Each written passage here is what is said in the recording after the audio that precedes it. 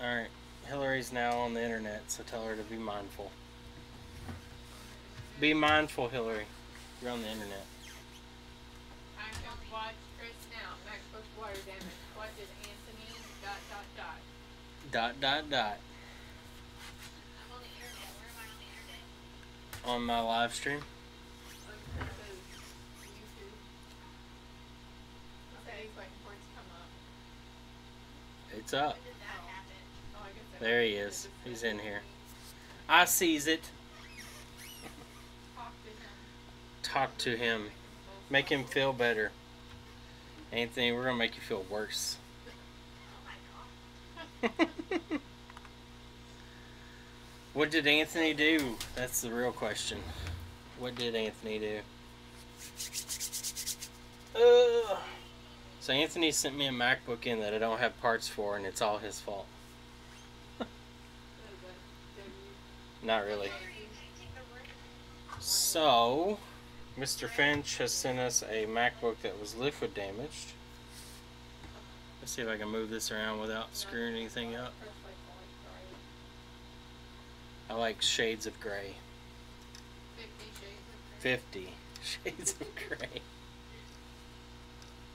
I have a very eclectic palette. Gray with gray. It's a strip of every gray ever. Alright. If we get it painted, we could. So, this is an A20 00138. Well, yeah. But And Anthony sent it in because it was liquid damaged. And honestly, I'm surprised that it works still because of where the liquid damage was. The liquid damage seemed to affect mostly this area, and then on the back there was a little bit here around the power controller there. More than likely this is, I'd have to look, but I'd say this is CPU related too. But the main issue is this bad boy right here. I gotta get this wire tucked back. yeah, that's that. But We were hoping we ordered 2 different screens. these chipsets here are a MOSFET and all-in-one piece. So instead, where the old boards used to have multiple MOSFETs, you can see it on this Air. They have multiple MOSFETs that control power to the CPU, GPU, and all that. And on some of these, you can see they'll have multiples. This one does not. It doesn't look like, at least. But some on the MacBook Pros and stuff that have separate GPUs and stuff, they have multiple MOSFETs. And those MOSFETs are controlled by a controller IC, which is usually somewhere nearby, maybe on the back. But those are controlled, and that's what supplies your power. Alright, Aaron, see ya. What's up, Gino? 3X, what's up, Bobby? What's going on? I got chat up there, so that's why I look up. But anyway, so this is an all-in-one DC to DC converter. So this takes the main power rail, PP bus line, and it drops it from 12 volts on this machine down to 1.8 volts or 1.7 volts. And what I've noticed is these are all connected. If you measure across these coils, and if you look down here, you've got one here, you've got one here, and all these different coils and filtering caps for the CPU, GPU set up here. It's an all-in-one chipset, but they have multiple power rails. But if we check between these two, we have 0 ohms of resistance. And if we check between the next 2 coils, we also have 0 ohms resistance. So that means all these power rails are tied together.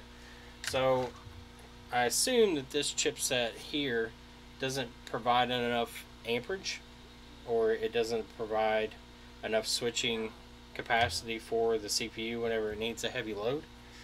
So my assumption is these rails are all tied together and feed the CPU. They just require all 3 to properly function under full load. I would assume if you only had 2 on there or 1 on there, it may not be able to handle a heavy workload. It may fail.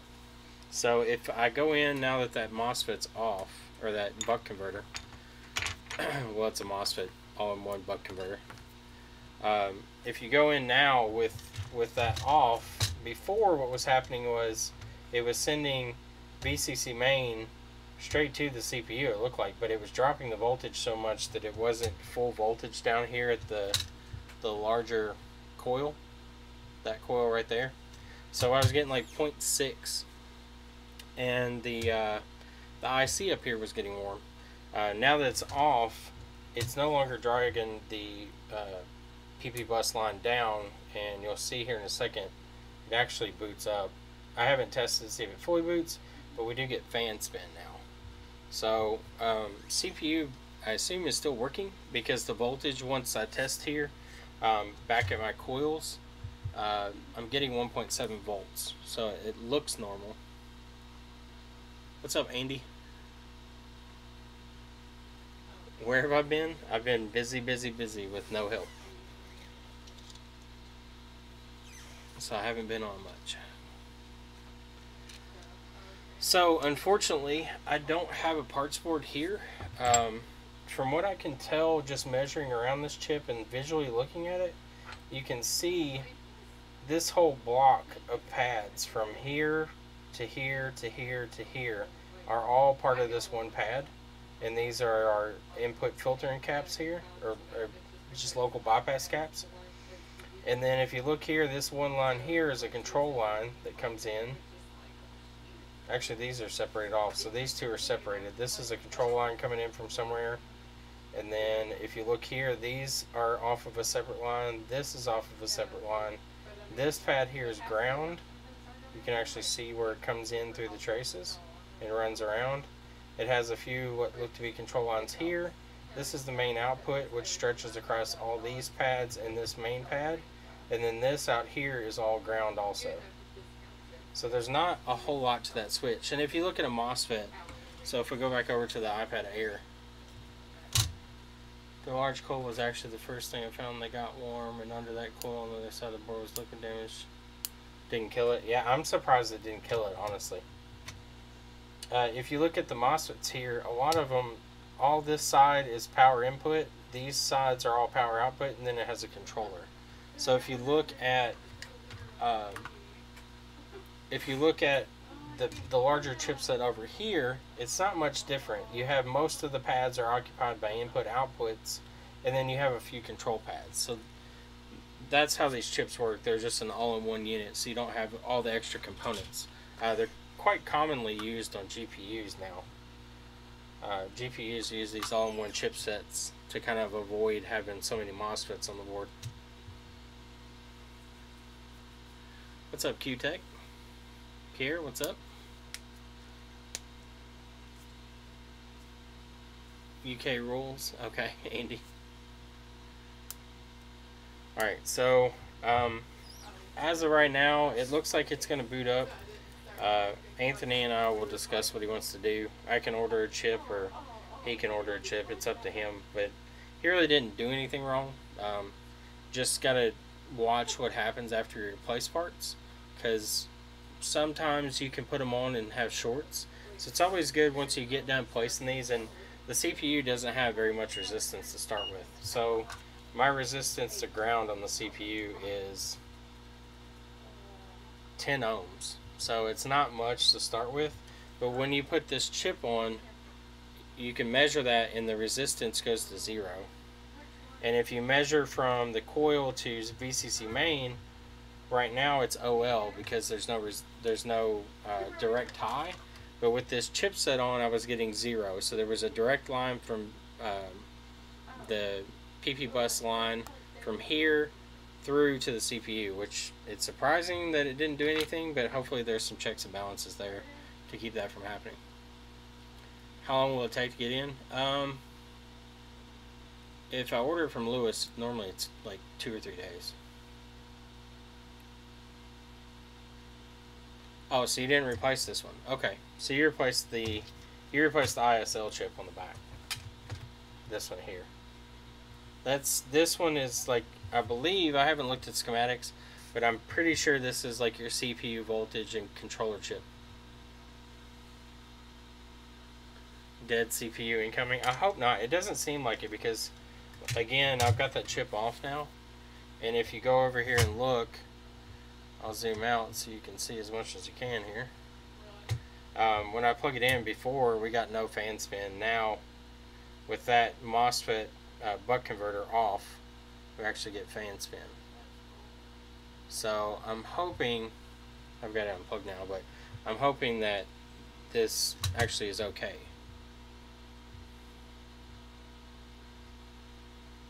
U7200 on my schematic? Okay. U7200 on the other ones, I believe, is also the same designation. Let me look and see if I even have that schematic. MacBook. What was this one? 138. I've got a schematic for it. Usually that means I've worked on it, but evidently I haven't.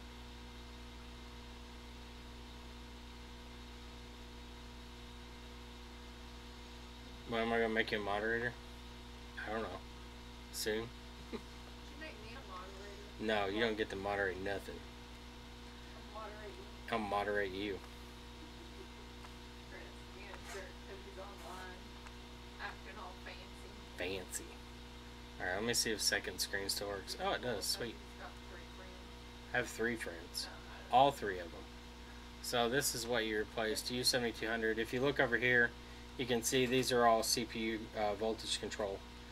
So you've got sense lines coming back. Power good. All sys power good. So this is all CPU power control coming from this chip. If we flip it over and we look, let's see if these are connected. So it goes to CPU. That's a resistor, so this should be the same thing through.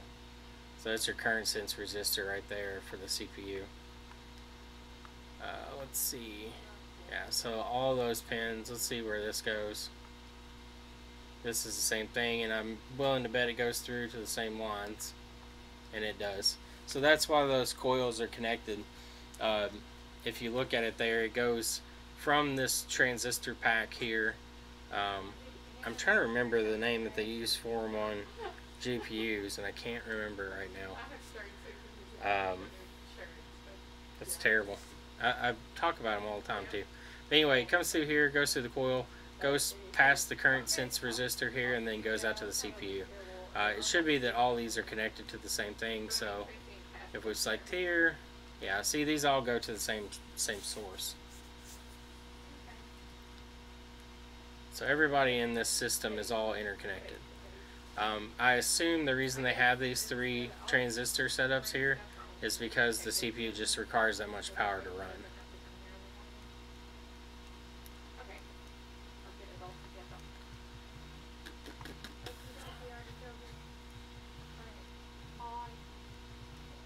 together. 3-phase CPU, yeah. I mean, it makes sense for it.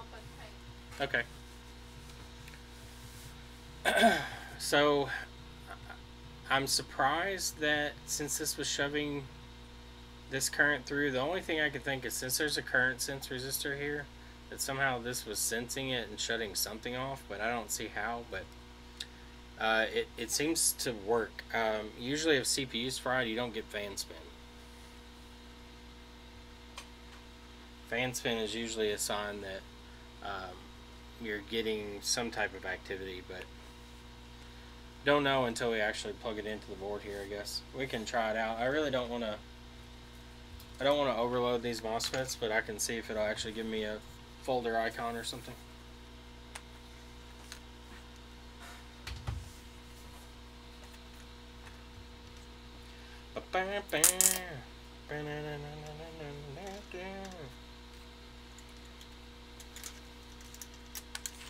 I just need the screen to be hooked up. Everybody else get out of the way.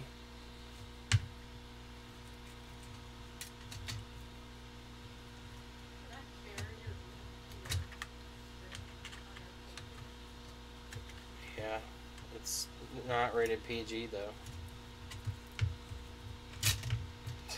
Adults only on this stream.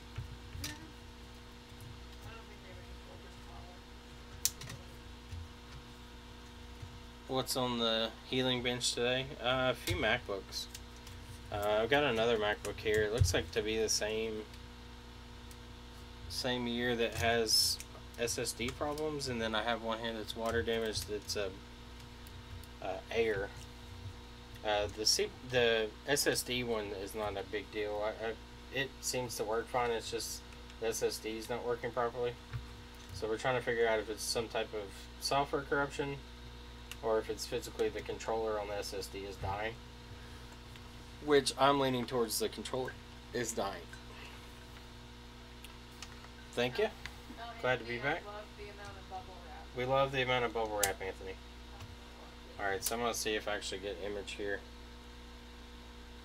So, fan spin. Let's see if we get backlight. Yeah, we get backlight. Let's see if we get folder icon. So, backlight's on. You can actually see the screen's lit up. We'll see if we get a folder icon here. I don't want to leave it.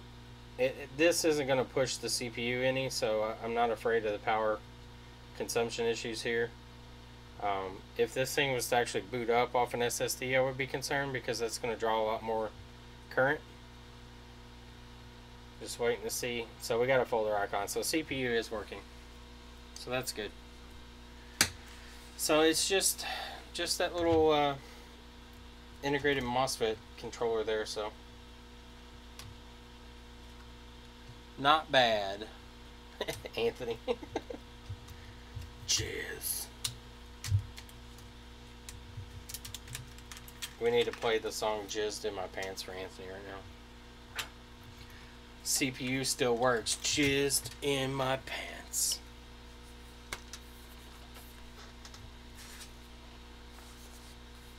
Yeah, I don't think it would either, Pierre.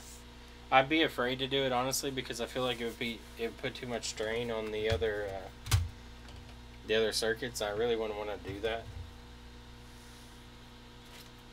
because those work in series together. So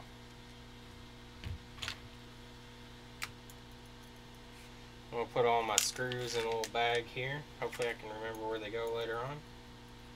I should be able to. Pretty good at that.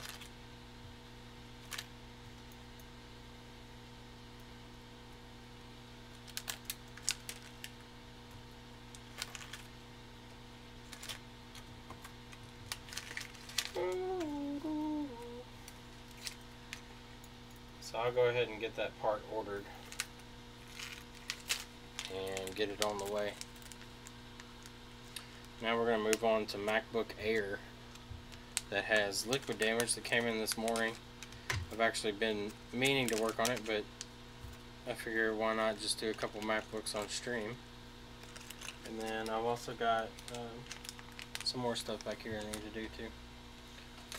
So I've got all Anthony's stuff back together.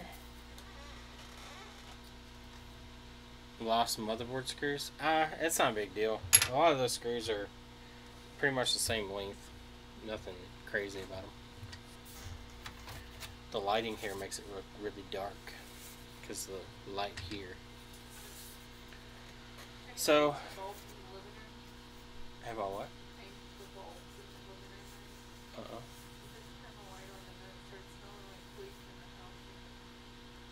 In the living room?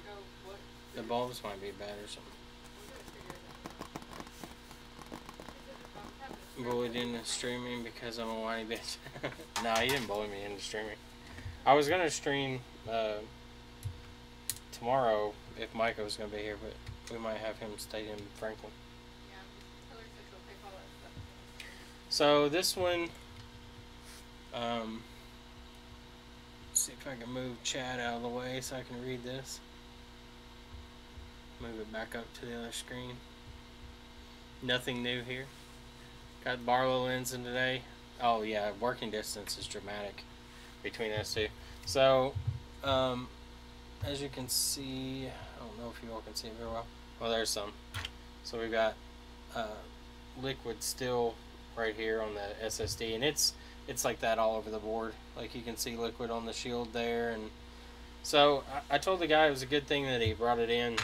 He said he tried to turn it on once and it wouldn't turn on. I'm hoping that this one had a whole cup of water spilled on it, so I'm hoping that it was filtered water.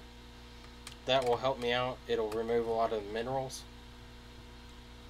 I'm also hoping that his keyboard took the brunt of it, and since the keyboard got hit, hopefully it prevented him from actually turning it on. The battery was still connected, obviously, since he didn't take it apart, but just hoping that he got lucky, so it makes it easier. That way we don't have to go digging through everything trying to find something. I did have an Air just like this yesterday come in. I opened it up and it looked like pristine. Like it looked like it had never seen a drop of water. Like wasn't dusty. Wasn't like normal MacBooks that I've seen. It didn't look bad, but it would not turn on at all. It had a green light, but it wouldn't boot. Like you press the power button, it would do nothing. And I'll show you on this board. I believe this is the same model. Yeah, it is. I'll show you on this board where the problem was. And I was surprised because this is like the third or fourth board I've seen like this where the board looks like it's never been touched. But one little spot of corrosion caused the whole thing not to work. And this one was probably the smallest amount of corrosion I've ever seen cause it not to work. I love the working distance on the lens. Yeah, I've got a 0.7 Barlow here also. I don't use it very often though. It sounded like something fell, but there's nothing here to fall. The 0.7 Barlow gives you a little more working or a little more zoom, but it just, I didn't like it too much. What's up, Flash Bear? Miles, what's going on? How are you, Joshua?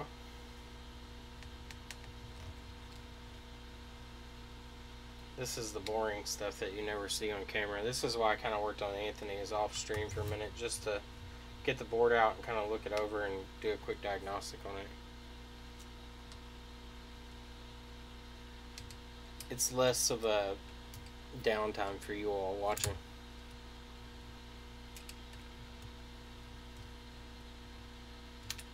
That way you're not twiddling your thumbs. I know how to take screws out, Chris. Nothing impressive.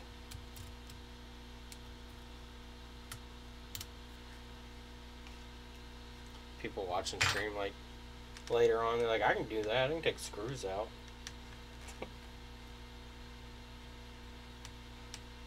What do people watch this guy?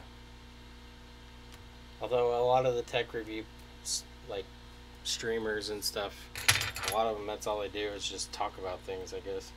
Maybe that's what I should do. Just talk about electronics, don't actually work on them.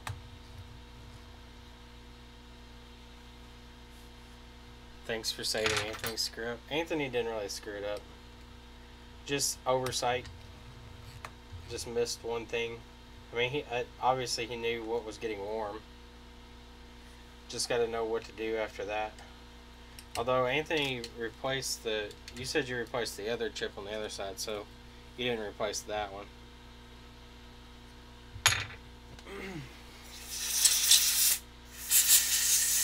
So the good thing about these boards, when you catch them still wet, it usually means that nothing's going to happen extreme like corrosion or anything on the board. And I'll show you this board here in a second. It doesn't look bad at all. It looks really clean, actually.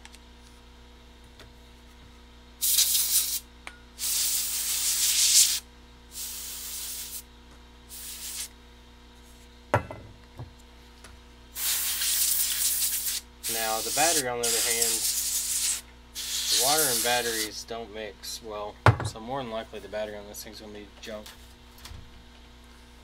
Off topic, what can the Navi device do other than Wi-Fi, Bluetooth? My box overheard me and I can't find much info. The Navi devices, you can pair, like you said, you can pair the Wi-Fi You can change serial numbers. You can transfer data from one NAND, like as far as the serial data. Like the serial information, like some of the coding and stuff. You can't transfer user data, but you can transfer anything from a NAND that's having issues over to a working NAND. Can you answer that? It's Kino. I don't know what they'll be asking about, but so I mean they're useful. I use them to repair iPhone 6, 5s, all that stuff. You can't do 6S and stuff with them, so you have to have a separate reader for those. For the 6S, I'm using this one. This is older. This is what came out when they first were released. It's the Mijing PCIe 3 NAND repair tool.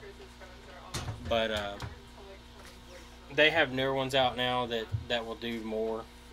That one does pretty well, but I don't know if the newer ones can repair underlying issues. That one, whenever you get a phone in that gets like NAND problems, there's not any real fix. You just have to copy the data from one over to another one, and then it'll work.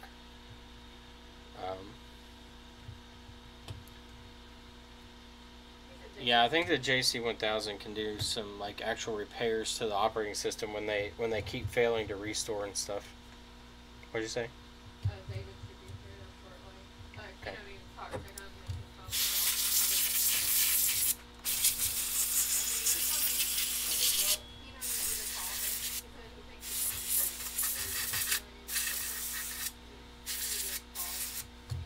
phone You warm this bottle up, it's frozen.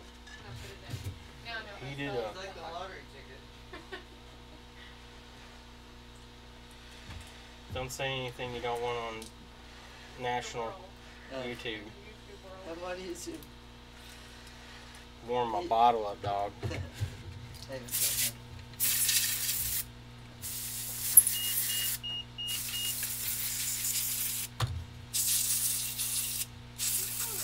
Yeah, that's what I was thinking.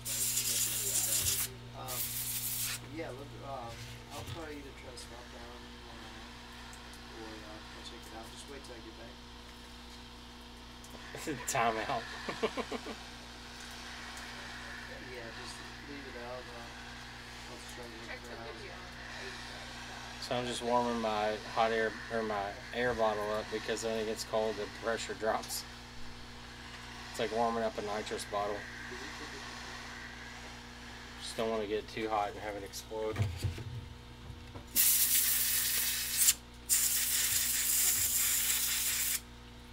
Alright, so if we look over this board, it's really not like that bad.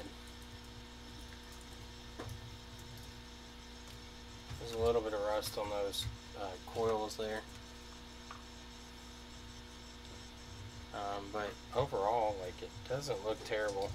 That's the only obvious stuff there, and that's where some of the water was sitting. But if you look down the board, water indicator's tripped, still a little moisture on it. Backlight area, LCD, LVDS looks good. A little bit of liquid there. A little liquid there still. SSD connector looks good. Some water there.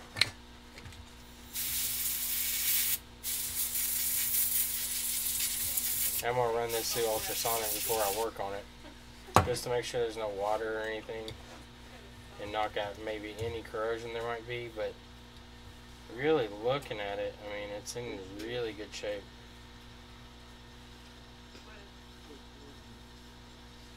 Like there's the backlight driver, it looks good. SMC area looks good. Our BIOS chip here looks fine.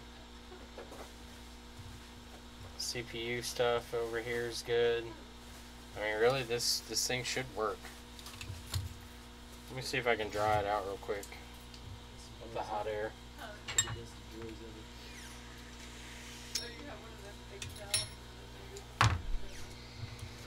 Just gonna dry it out with some hot air here. Chris. Yeah. Kino told me to come do board work on this. What is it? Oh, the no board work? There's no board now. It's to do board work on the no board housing. You're gonna have to build from scratch. I'm just gonna put a board in there and say it doesn't work. One that we pulled stuff off of. One of those bare boards from online. Does it do activation unlock? That's where he's really in. Tell him there's no, you can't get around activation locks. Not without having some type of jailbreak. Wi-Fi iPads only, and you can't upgrade. You can upgrade them if you get legitimate serial Bluetooth MAC address, like Wi-Fi MAC address. It has to have, I think it's like UEID, I believe is what it's spelled, or something, UIUD or something like that. It's a unique identification number that's used. So they take the serial number, they take the Wi-Fi MAC address, and they take the Bluetooth address, and it generates a legitimate number, and that number is what the activation servers look for. So it used to be before you could make whatever serial number you wanted, and as long as the serial number wasn't blacklisted or iCloud locked, you could activate the device. UUID, okay.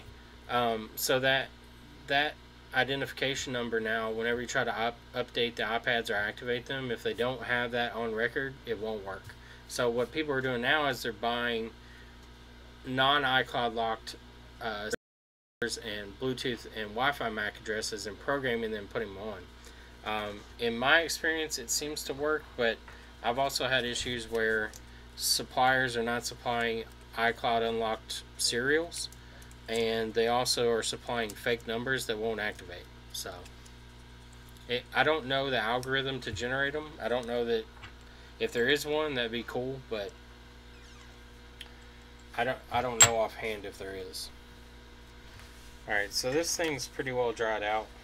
CPU area is pretty dry. I don't see any indications that there's like liquid sitting under the CPU. Especially when I blow it out here, nothing comes out from under it. So I'm not worried about that. Back of the board's pretty well dry. Let's see if this thing turns on. See if we have any missing voltages or anything.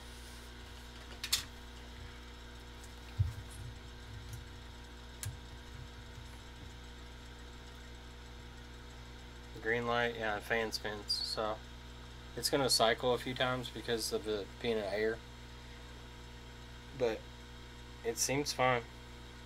Yeah, the fan's up to speed now. Let me see what the voltage rails look like.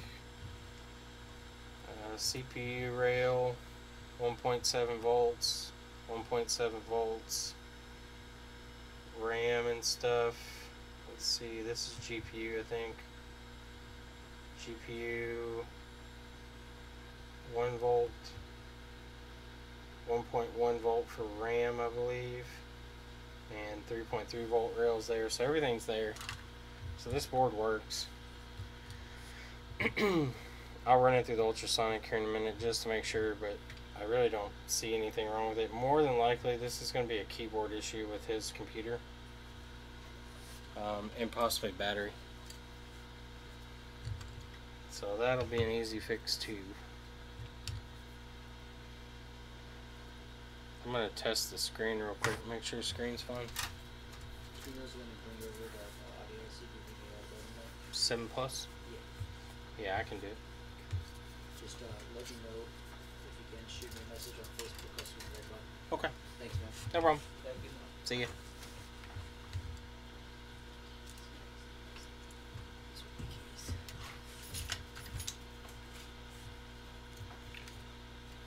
So we'll hook this up, and we'll see if we've got image. We should. I don't see anything that says that we're not going to have image. Everything looks fine on this thing. Water indicators are red. That's about it. And I told the kid, and this seems to be true in all situations I've seen so far. If a device arrives still from the original liquid being in it, I have a much higher success rate than I do when somebody brings in a computer or a device that's been sitting in whatever the internet told them to put it in for however long it's been sitting in there, and they say, well, I tried to charge it up and this and that, and that seems to be the downfall of these usually. I have much better success when these things come in and they're still soaking wet, and I can actually work on the device before it's actually been exposed to any other power other than what the battery was supplying. And sometimes the battery has enough voltage in it can cause some issues, but in a lot of cases it doesn't. Like, that power will drain pretty quickly just because there's some liquid drawing current, and it doesn't have time for corrosion really to set up though. Alright, so I got that hooked up. I'm going to plug it in here, and then we're going to see, I'm going to put the SSD in it and see if it actually boots. I've got the battery disconnected, so it's going to auto boot on its own. Milk damage is the worst, I agree. Milk are extremely sugary substances. Like, sugar is a very, like, catalyzing mineral. Like, it catalyzes like corrosion quickly. Milk is terrible because it smells terrible and it's got a lot of impurities in it, so it sucks to work on, and it also causes corrosion pretty quickly. But I've seen like MacBooks with wine damage and stuff, and wine is pretty bad. Worse than pee damage. Yeah, pee damage is pretty bad. So let's see here. See if we get backlight. Alright, so it's start up here in a second. Yep, so we got backlight and Apple logo. So it definitely works.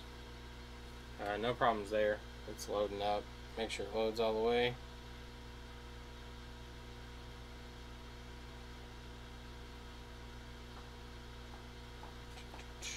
The keyboard and stuff are unhooked, so the fan's going to spin up here pretty quick. Cat pee? Yeah, cat pee is not fun. We'll wait and see if it loads all the way. Make sure the SSD's not damaged anyway. I don't suspect it will be. It's probably going to catch here as far as loading because of the keyboard and stuff not being hooked up, but it should boot up.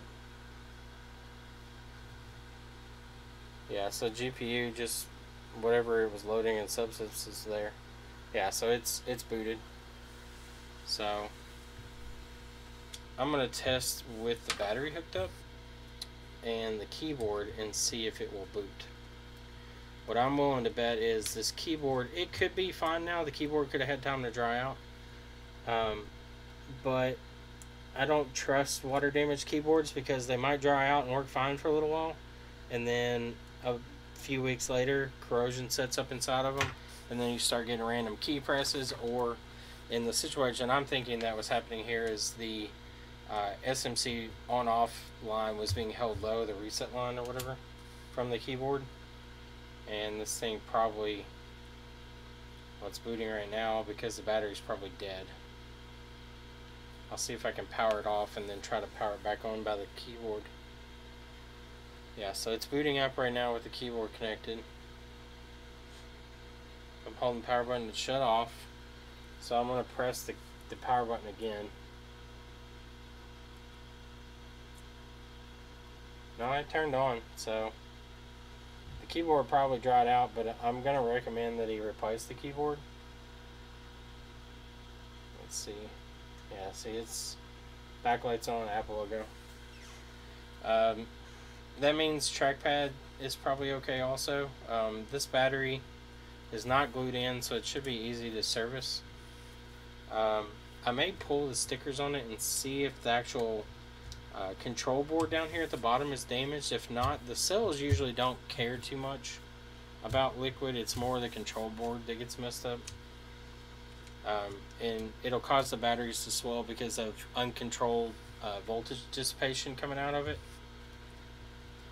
But overall it looks okay. I would recommend a keyboard replacement here, and then we'll just charge for general cleanup costs instead of board repair.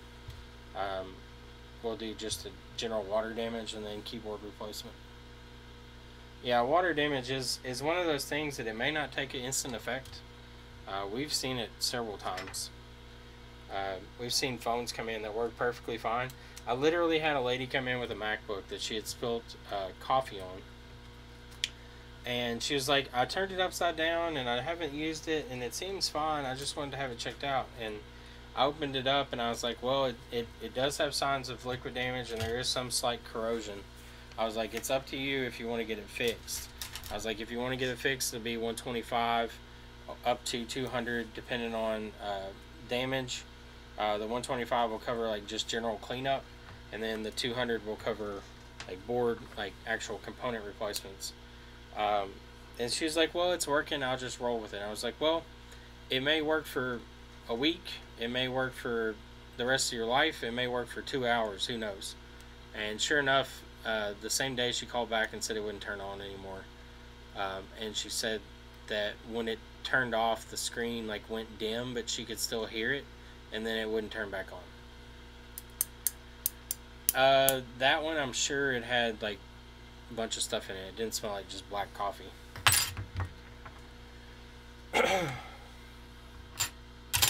So these two are easy fixes.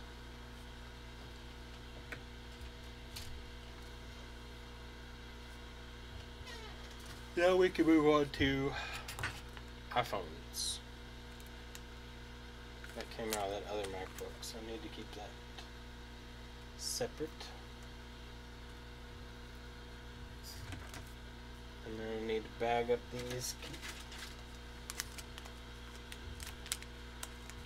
Did you get to the 5S Touch SE yet? Oh, y'all are doing other stuff.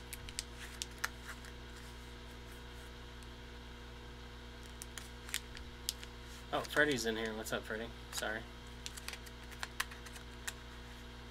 Pyro, what's going on?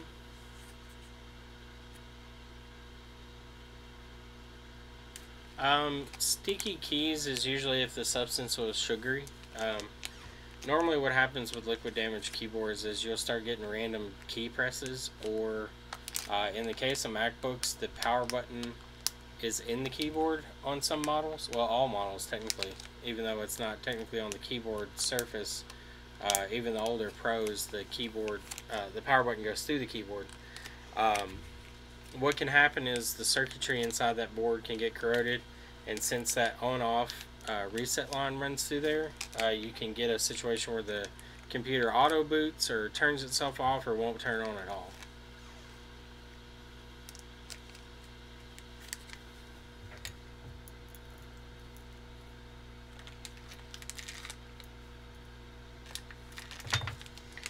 So put those together with that. Alright, now time for iPhones. Let's see what we got here. That one I gotta order parts for. What's this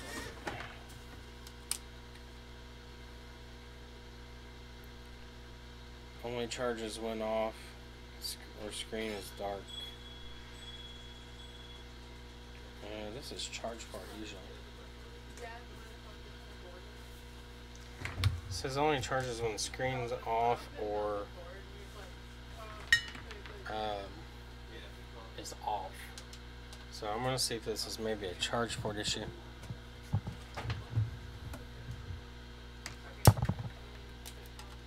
This could be PMSE, but I don't know. Yeah, I'll work on it here in a minute. Hey, man. Hey, David gave me back that 6 Plus. Mm-hmm. I still have it. If you get the reader, so I can bring it back. Yeah, I got it. You got the reader? Yeah, I got it fixed. Oh, dude. Okay, can I bring you the phone? Yeah, I mean, when do you want to bring it? Maybe tomorrow. Yeah, that's fine.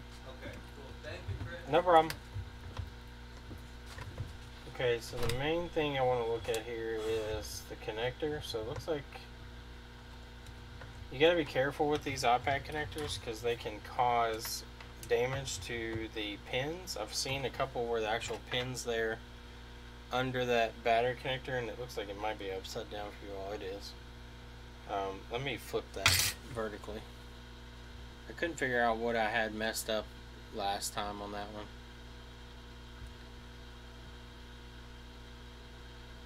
scope, properties, transform, flip, vertically. Oh, whatever. The camera is backwards is why it's backwards, but now the one push is upside down, but at least this is opposite, but it still works. Actually, I can probably do a transform on that too.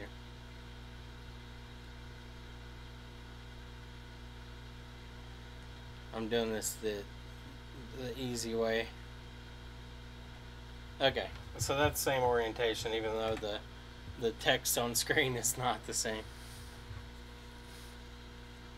Did I get the new TriStar tester? No, I don't use them.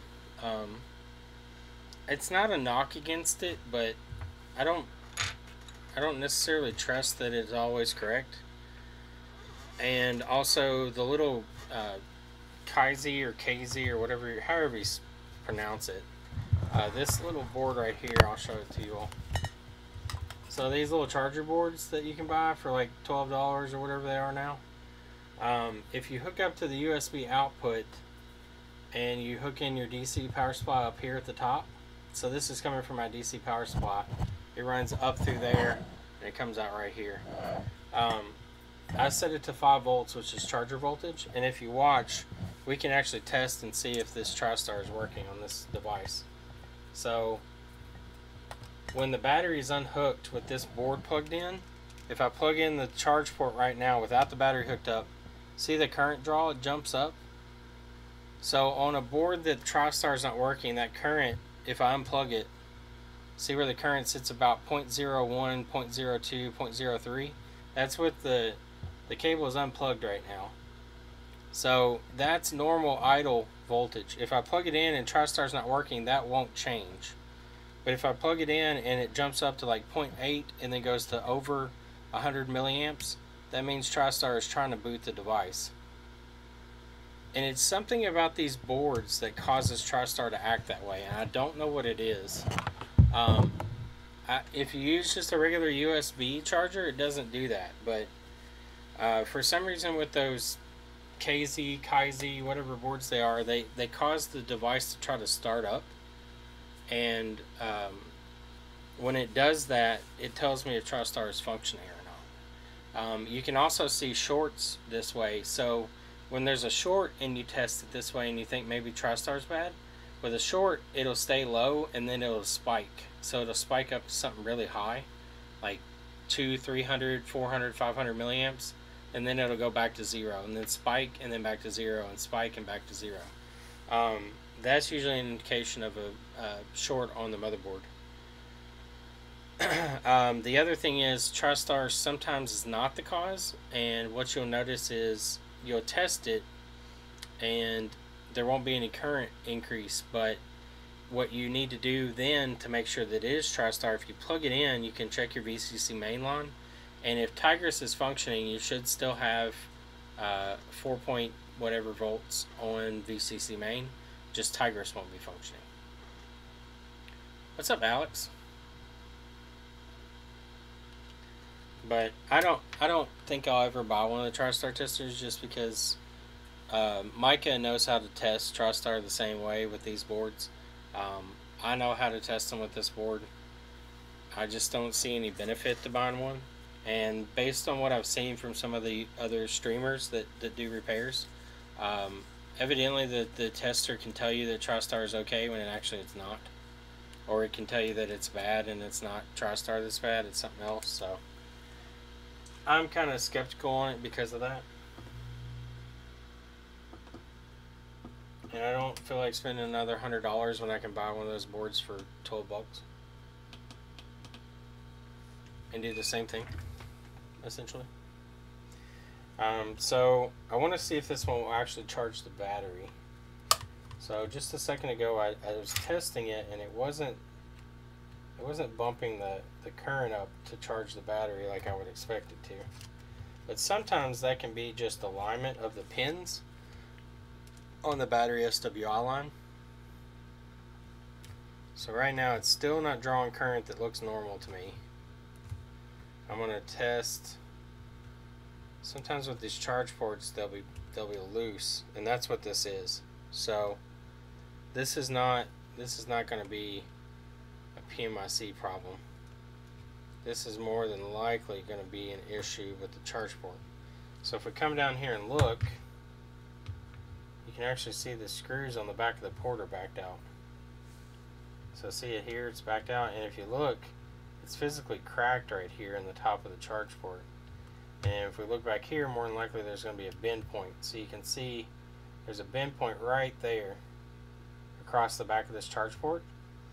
And that bend point, as you can see, as this cable flexes up and down, it's going to sit there and work that cable back and forth. And what it's doing is it's causing disconnects here in the cable. So more than likely the situation with this is the charge port is the problem as to why this iPad's not charging correctly, and not TriStar or PMIC or anything. That we're not physically getting voltage from here to the board to actually charge the iPad correctly. Because right now, TriStar is responding to the iPad, but it's not charging the battery. I'm not getting any current draw over what I normally see with just TriStar trying to activate the iPad. So that tells me that I'm not even getting charger voltage to the battery like I should be. I mean, it looks pretty well lined up. I'm pressing down on the connector and I'm not getting any change. So this is a very common fault with the iPad minis, or not minis, the Airs. And the minis actually I think have the same issue. I can't remember, I'm pretty sure they do. But these screws here back out, and these screws up top will come loose. So when the top screws come loose, which these don't look like they're too loose, honestly. Let me test. You can test by just trying to tighten them and see. Well, they're a little loose. I can get a couple turns out of them. But what happens when these come loose, I'll loosen them up so you can see it. Even if these back ones are tight, which we'll tighten them down.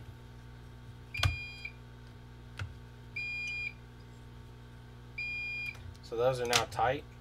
If you look at it though, since the actual port, those top screws are loose, I plug in a cable, you can see it still flexes.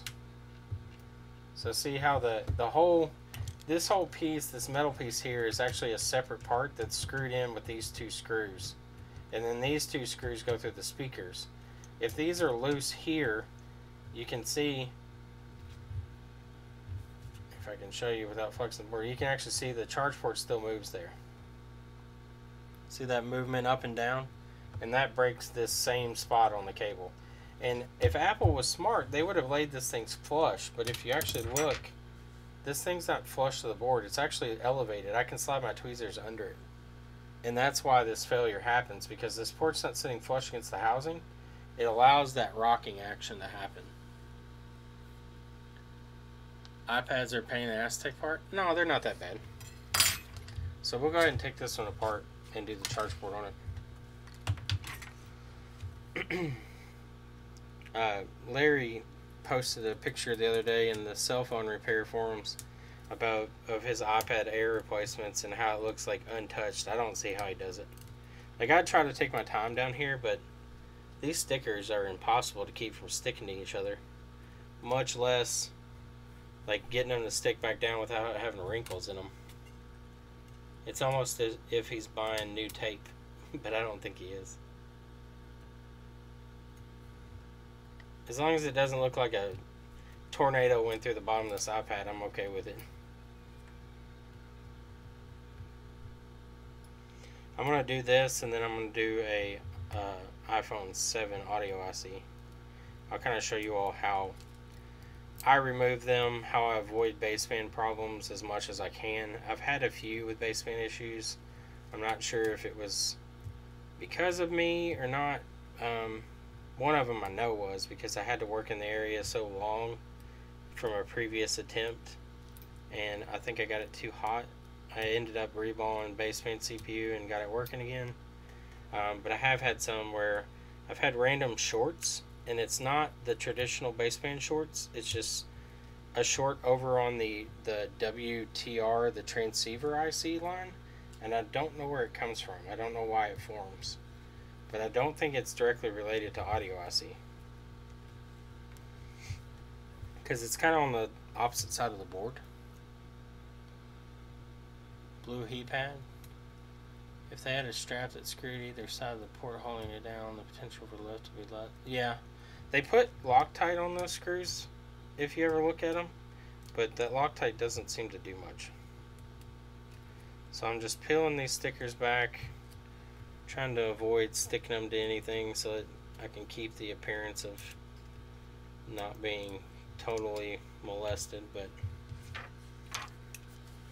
so I'm going to take the back screws out of this thing.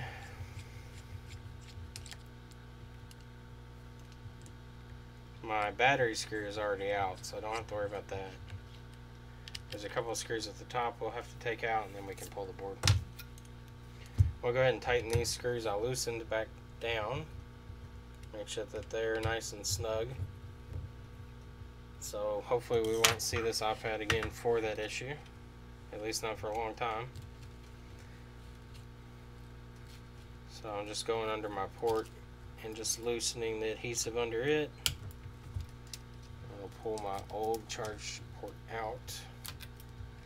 Alright, so I got that loose. Hey Phil, what's up?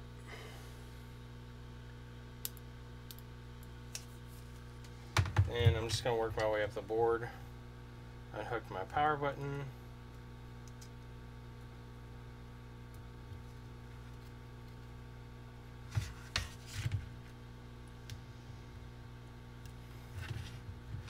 Then I've got, see, 3 large screws and 2 small screws over there. Looks like this camera bracket's a little messed up here. I don't know how it happened, whatever.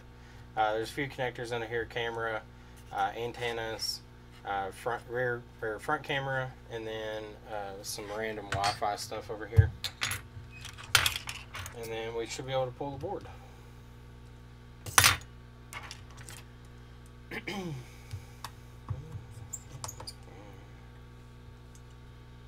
The main thing on iPads is just take your time with the cables up top. You don't want to rip anything up there.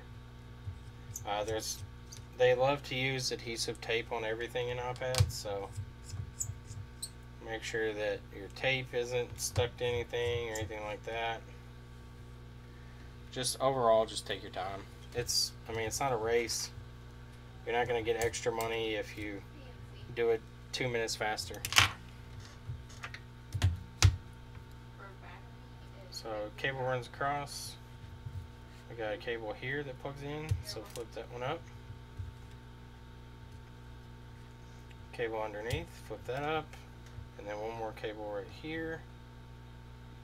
See if I can get under it without. Okay, that's unplugged. That's an antenna there. I think that's everybody. No, we got one more. That's the camera connector. Okay, camera's unhooked. Get everybody out of the way. Then we've got an antenna here. We got an antenna here that can, yeah, that one has to be unplugged. And then rear camera. And then the antenna for the cellular on this one. So all that's free. Now I just go down the side of the motherboard. Just use one of these plastic, flimsy little. They look like the Flexes or whatever, but Mobile Centrics has them. A bunch of people have them. Just go down the side of the board and cut the adhesive under it. And then once you get near the battery, you want to be careful because you don't want to get underneath it and damage the pins. But just go down through, cut that adhesive. It's on both sides of the motherboard, so just press it all the way through until you hit the back. And then once we've got it most of the way out,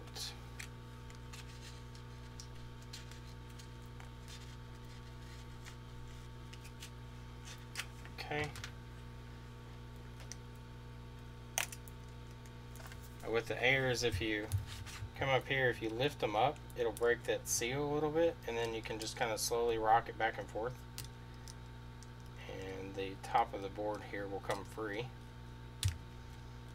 So there you go, everything's out. And this is where your adhesive strips are, right there. They've just got little adhesive strips on the back. A lot of you all probably know this, but for those that don't, just take your time, no rush. If you get too aggressive, you can end up breaking part of the board. You don't want to do that. After that, it becomes a nightmare trying to fix it. But everything looks good. Whenever I do charge ports, I go ahead and peel this sticker because I don't want any of those components moving. Even though I do most of it with the iron, sometimes I'll break out hot air just to make it easier. Not necessary. If you use your iron and just take your time, you can take these off pretty easily. So we're going to peel our cover sticker that goes over the solder points for the charge port. I can get it started and my tweezers will grasp it.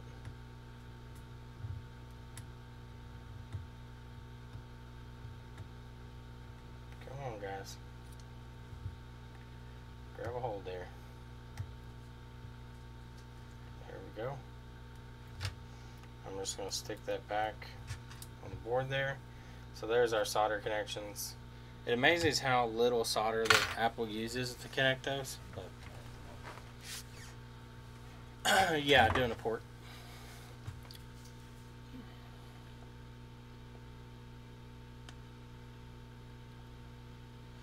Would inlaid machine Loctite washers? Maybe so. Honestly, the failure on this thing is literally right here, though. You can actually see it now a little better. If you look at the side of this port, this metal plate here kind of makes a break point. So if you flex this, you can actually see when that port flexes, it flexes right on this metal edge. Well, if you follow that around, which will mark it by just tearing the side of this cable up since I don't care. If you follow that around, you look right here is where it comes around. Well, if you look here, see this break point right on the back? And if you look real close here, we'll zoom in. This connection breaks. You can actually see the copper traces inside that cable where they actually fracture. So I'm losing connection between these points because this cable is flexed and it breaks. And that's the common issue. Another thing you'll see too, if you look at the actual connections on those pins that are under here, sometimes these connections under the pins aren't there's not much solder on them, so it may not even make a good connection, and that can also break. But the most common is that bend point right there is what fails.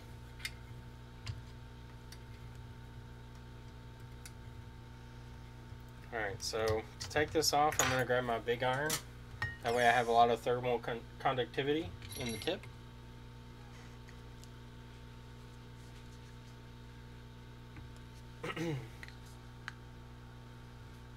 So just going to load that up with some flux.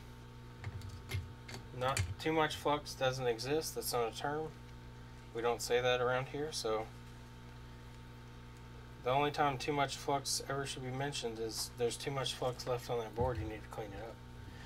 Did they probably get her success in the laptop? Mm-hmm. Okay. There's a voicemail and I was freaking out. Yeah, they came earlier. So I'm taking leaded solder. I need to turn my fan on because it's going right in my face. Did you ever talk about Who? Johnny Wilson? Yes. Okay. Yeah. I was going to go there this morning, but I didn't have time since my mom was gone. I was gonna left a message to ask if you needed to reschedule. Did you talk to her? Yeah, I talked to her today. Okay, when are you coming? I'm going to go tomorrow morning. Okay. So I'm just going to run over all these. Just add as much leaded solder as I want. Doesn't matter if you tear this connector up, it's coming off anyway. I don't recommend ever going across the connector this way. You should always go with the pad direction, but again, don't care. Just trying to get it off. Now I'm going to load this up with some solder, and we'll just heat up the cable on the front. I'm just putting a little upward pressure on it, and that's going to just break those connections as we go down. And I'm not like trying to rip it off. I'm just lifting up on the cable. As you can see, all our connections come off, is torn. And we can just run down through there and you can see all of our pads are good to go. No hot air needed, no special stuff, just big iron tip and a little bit of leaded solder and that thing will come right off for you. So you can see all our pads on the bottom side. Nobody's ripped off or anything. Now I'm going to go ahead and wick that down. Avoiding using hot air keeps you from like wrinkling all this stuff around here. It really helps make the job look a little more professionally done. So just going down the pads here, not a whole lot of pressure, just enough to let that copper braid slide across, and now we need to just clean it up.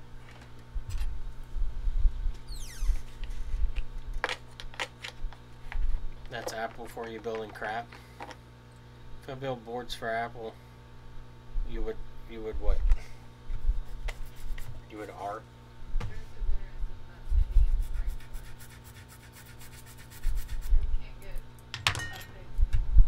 No. I mean, it'll work with most new apps still, but it won't get any more updates. So just cleaning off all the old adhesive here.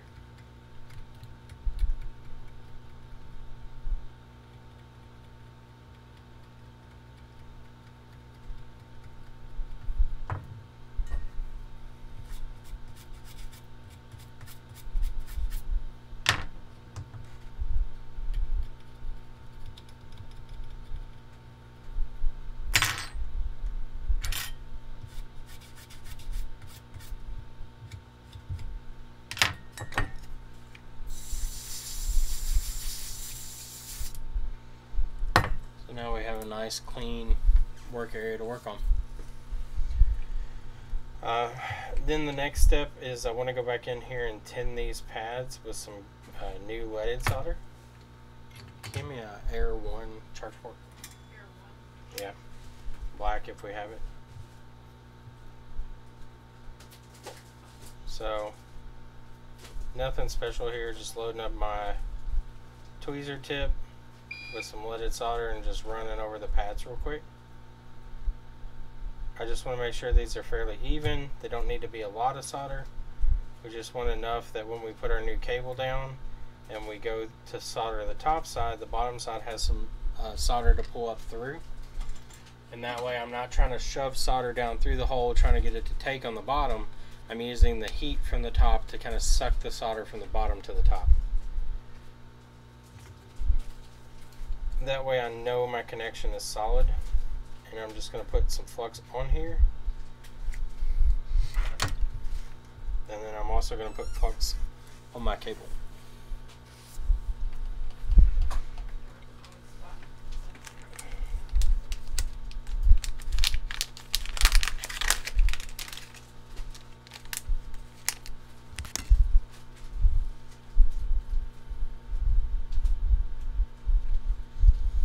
Yeah, I mean, Apple does things the way they do to try to make profitability. I mean, they cut as many corners as they can, that to where the item still functions, but they don't have to spend more money than is necessary, which I understand from a business standpoint, but at the same time there's some obvious design issues that I would think engineers love to solve problems. They love to stress test things and look at stuff. I would think that they would see something like that and be like, this may not work, guys. Alright, so just going to line this up. I'm just going to touch my pad.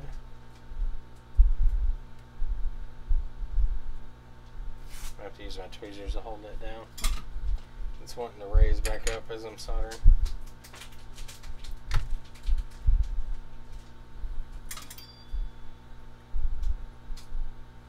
Shifted on me and move it back into place here. Okay. Take it back off. I want that lined up well. That's the one thing key on these. You have to make sure they're lined up well. This port is pushing against the table. Let me bend it up so it's not shoving back against me. Alright, so that one's lined up. That one is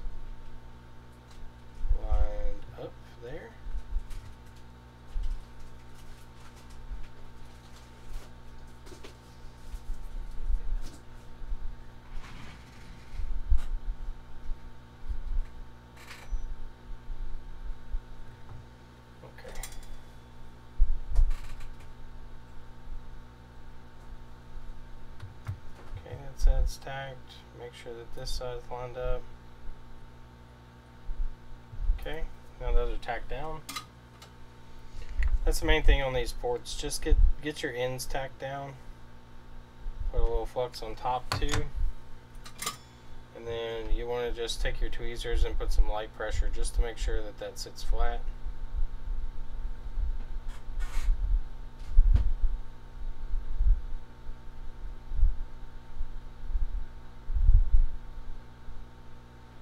And you can actually see as you push towards, I'll zoom in here so you can see it. As you push towards the hole after you heat it up, you'll actually see the solder come up through the hole. Okay, there's a good view for you all. So I'm just going to push on the outside edge, and you can actually see the solder pull up from inside the hole there.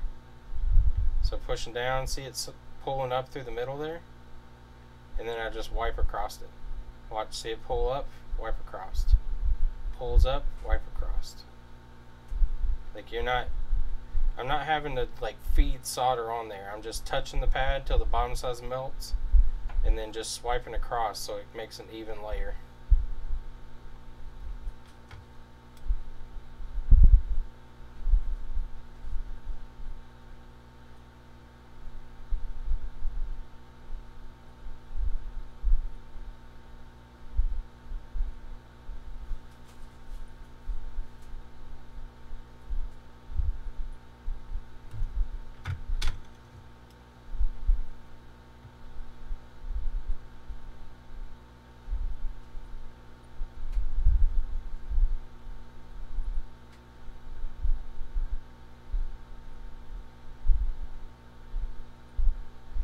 That one did really well.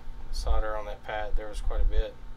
So when I touched it, it pulled quite a bit up through it. Sorry this keeps moving around, it's stuck to my hand. So you can see it pulling up through that hole there. Like I'm not putting any extra solder on these, but the pads are being soaked from the solder from the bottom so that you know you're getting a good solid connection. That one did really good.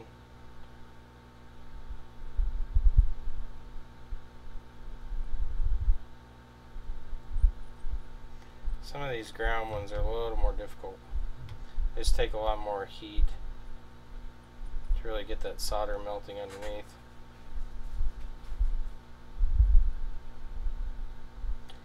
And when I get done here, I'm going to go back over with some more solder just to make sure that I have a good solid connection. These ground pads are not wanting to melt.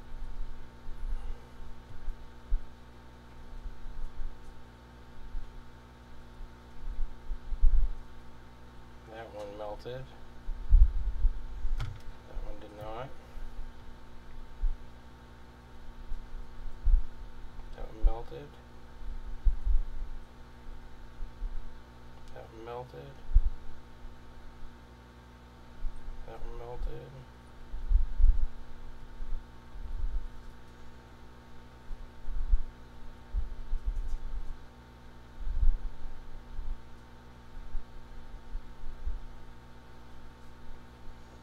These last ground pads are going to be a pain. But even now, those should all be connected. They did melt, so that's what I was looking for. Now these ground pads where they didn't want to pull up much through, I want to go back over and make sure that they have a good amount of solder that's flowed through. But the main thing here is you don't want to just build up solder on the top of this pad, because that doesn't mean that you've made a solid connection underneath. But the pads that do look a little thin, I do want to make sure that they have enough solder on them. So I'm going to go back over those just to ensure that we've got a good connection between the bottom and the top there.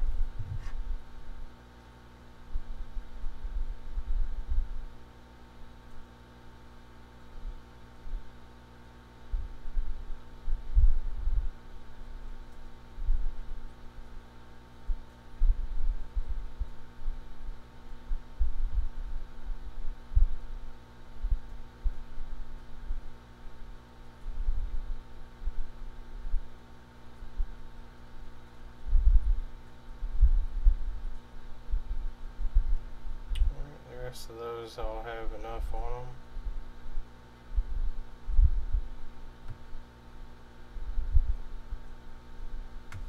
Okay, they should be good.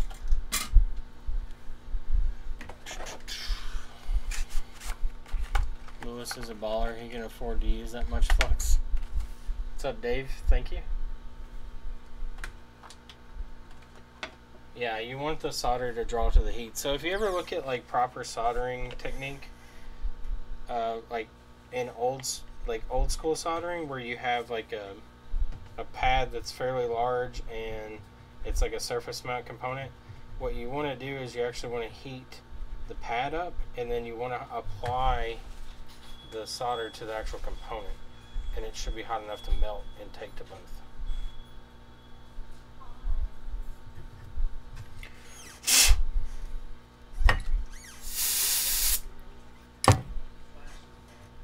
Flash is bad. Like the actual, some of the memory on it? Yeah. Okay. When Apple's Diagnostics runs on it, it says smart status failed. Yeah, I mean, obvious dead. Okay. So I just have to order SSD for it. Yeah. And Apple's price on it is insane.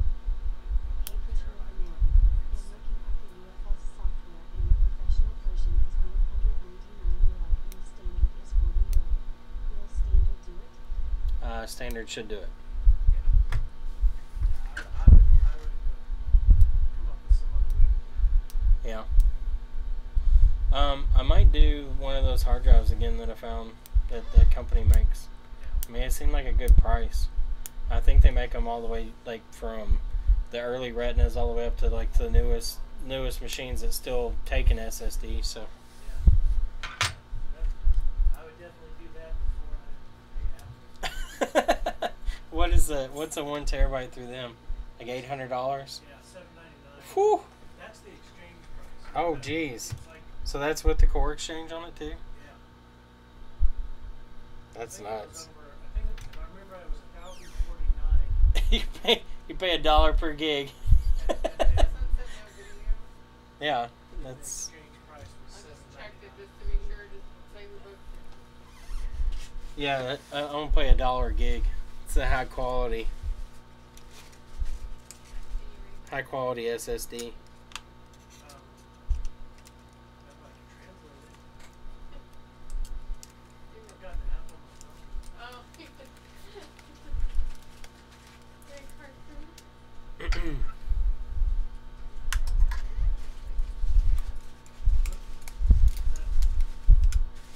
I don't know. Were you? Wallpaper? Huh?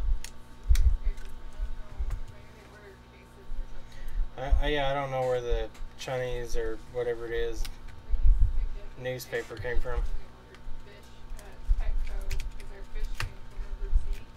Yeah. You can't even use American fish.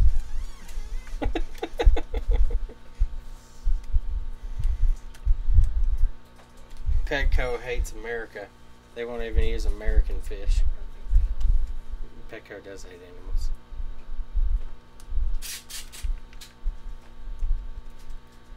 Get my own little iPad. Go back in your home. Thank you.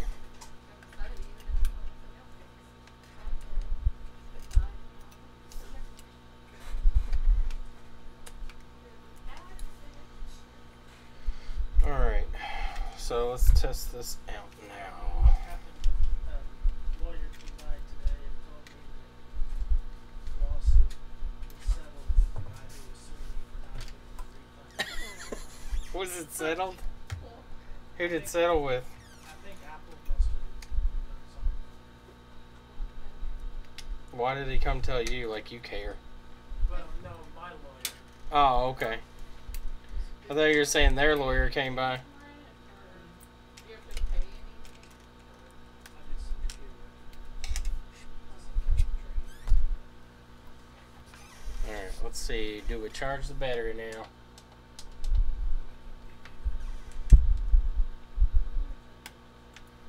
Yay, 1 amp. 1 amp. So before, this thing wouldn't draw anything. Now it's actually booting up right now. It should go back up to 1 amp. Yep, there it goes. So full 1 amp. Yeah, I left it. We are charging as we should be. I'll wait and see. The camera makes my lips look really red. They're not that red. Adapter for a late 2012 Retina to use a standard MSATA SSD. Anthony, let me show you a link. These SSDs work, and they're far cheaper than what you can buy from Apple or anybody else, OWC or any of those. Let me pull this up and find it real quick. It's an eBay company, but they work and they're fairly cheap.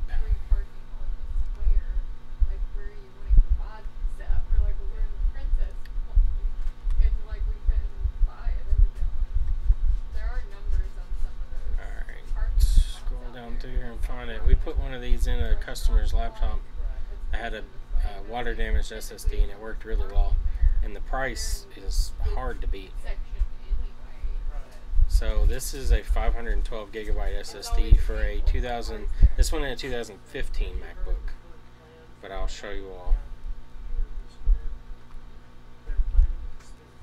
So $166. For a 512 gig SSD, and it works.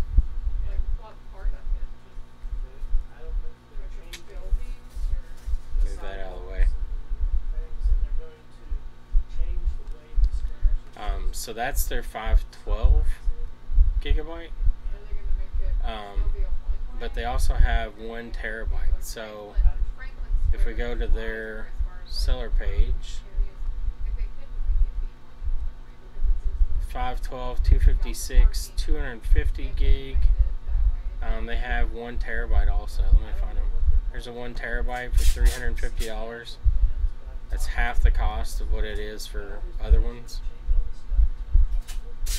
There's the Air adapters. There's the old school SSD adapter, $84 for 250 gig. 512 for $148. Like, that's hard drive and adapter all together. It's pretty hard to beat the price, I think.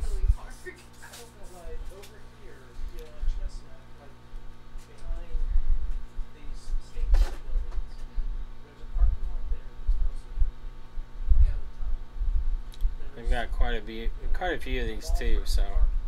And you can pretty much find everything you want. But I've had pretty good luck with them.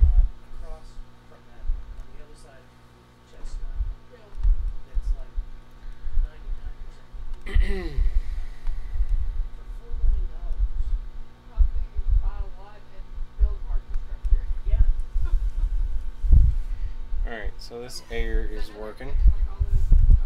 I'll go ahead and put it in the frame.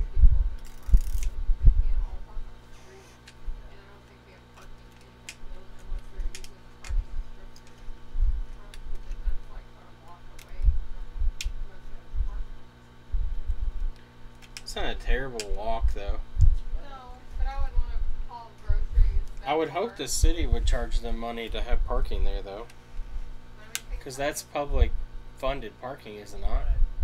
So why they shouldn't get that? If they are going to park there, they shouldn't get it for free. They should have to pay something into it. Scoop. What's up, Scoop? Isn't there a height restriction downtown?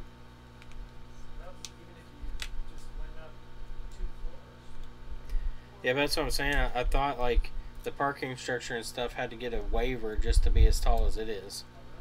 I thought so. I thought that's what I heard. I might be wrong, but I'm pretty sure that's what I had heard. Yeah.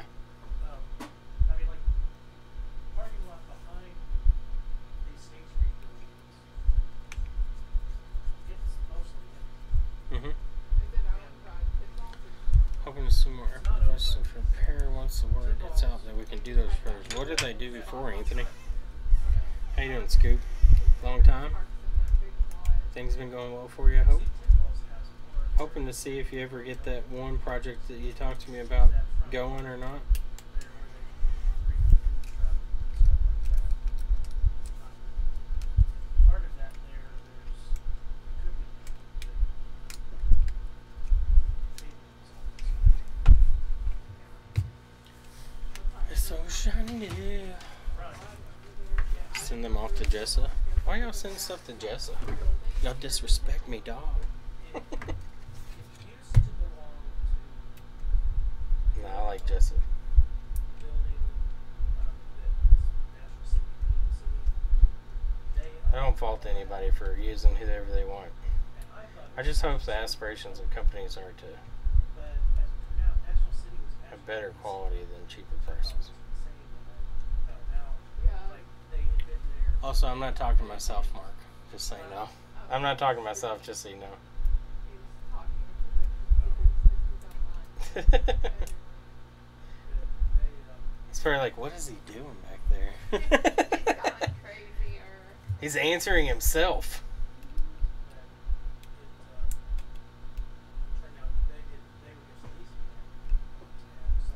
Maybe I shouldn't use your name on stream since you're my Apple insider.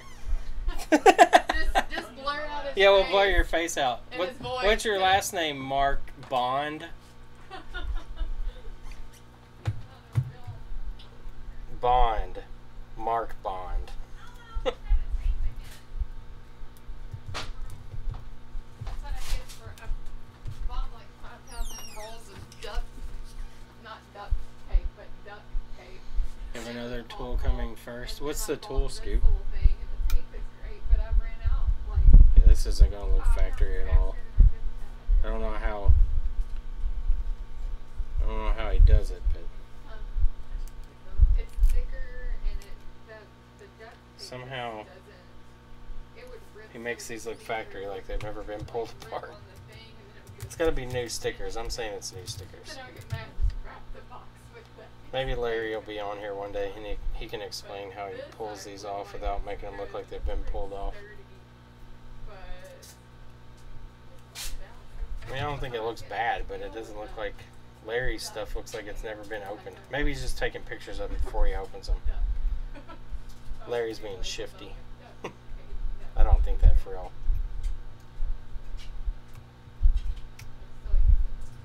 Larry actually helped me out big time. My Navi Plus NAND program actually was soft bricked, and Larry sent me his so I could pull the NAND on the reader and actually dump the memory and flash it to mine.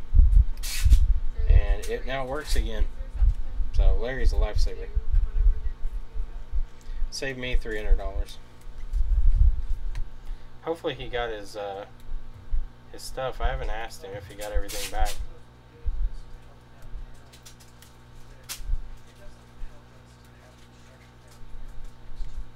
No, that hinders businesses that are already here and their customers can't get to them.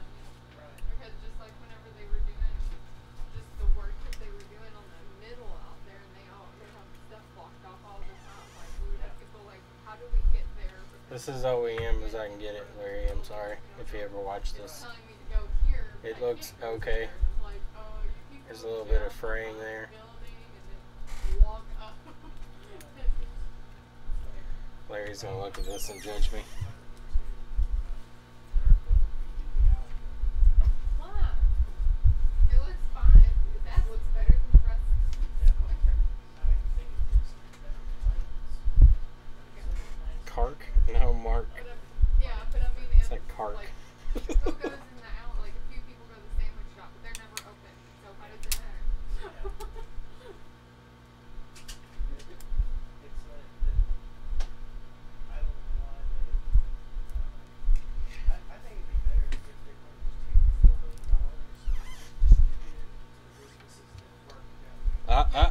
Calm down, Mark.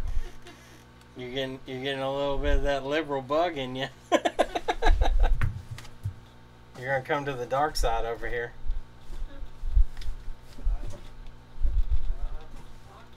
I don't believe that would actually benefit the community as a whole. I'm just saying, Yeah. help us more than Just having- wasting it on something else. wasting $4 million to get us 8 parking spaces. People already made their parking spot. Like literally, I will go out there with a white line drawers and I will make the spots around the cars that park on the edge. You can still drive around them. Like they could literally just put the parking spots right there, and it would be fine. I don't know why they have the giant median. They should just put up like a thinner barrier there. Like just make it a little narrower and they would accomplish the same thing. Paint it yellow so people know. But there's some talk of them getting rid of that inside lane. And then you just have to go out, Yeah, you pull into traffic. you have to pull into traffic and then come back on both ends. Thanks, Bowling Green.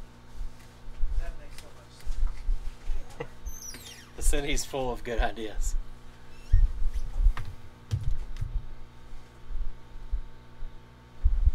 I don't like.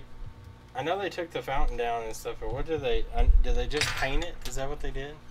I think redid the Or the plumbing under it or something? yeah, like the water Oh. thing, and they redid the sidewalk. When, yeah, they redid the sidewalk and stuff. And they actually shipped the fountain down to Alabama. Yeah. Like it went somewhere.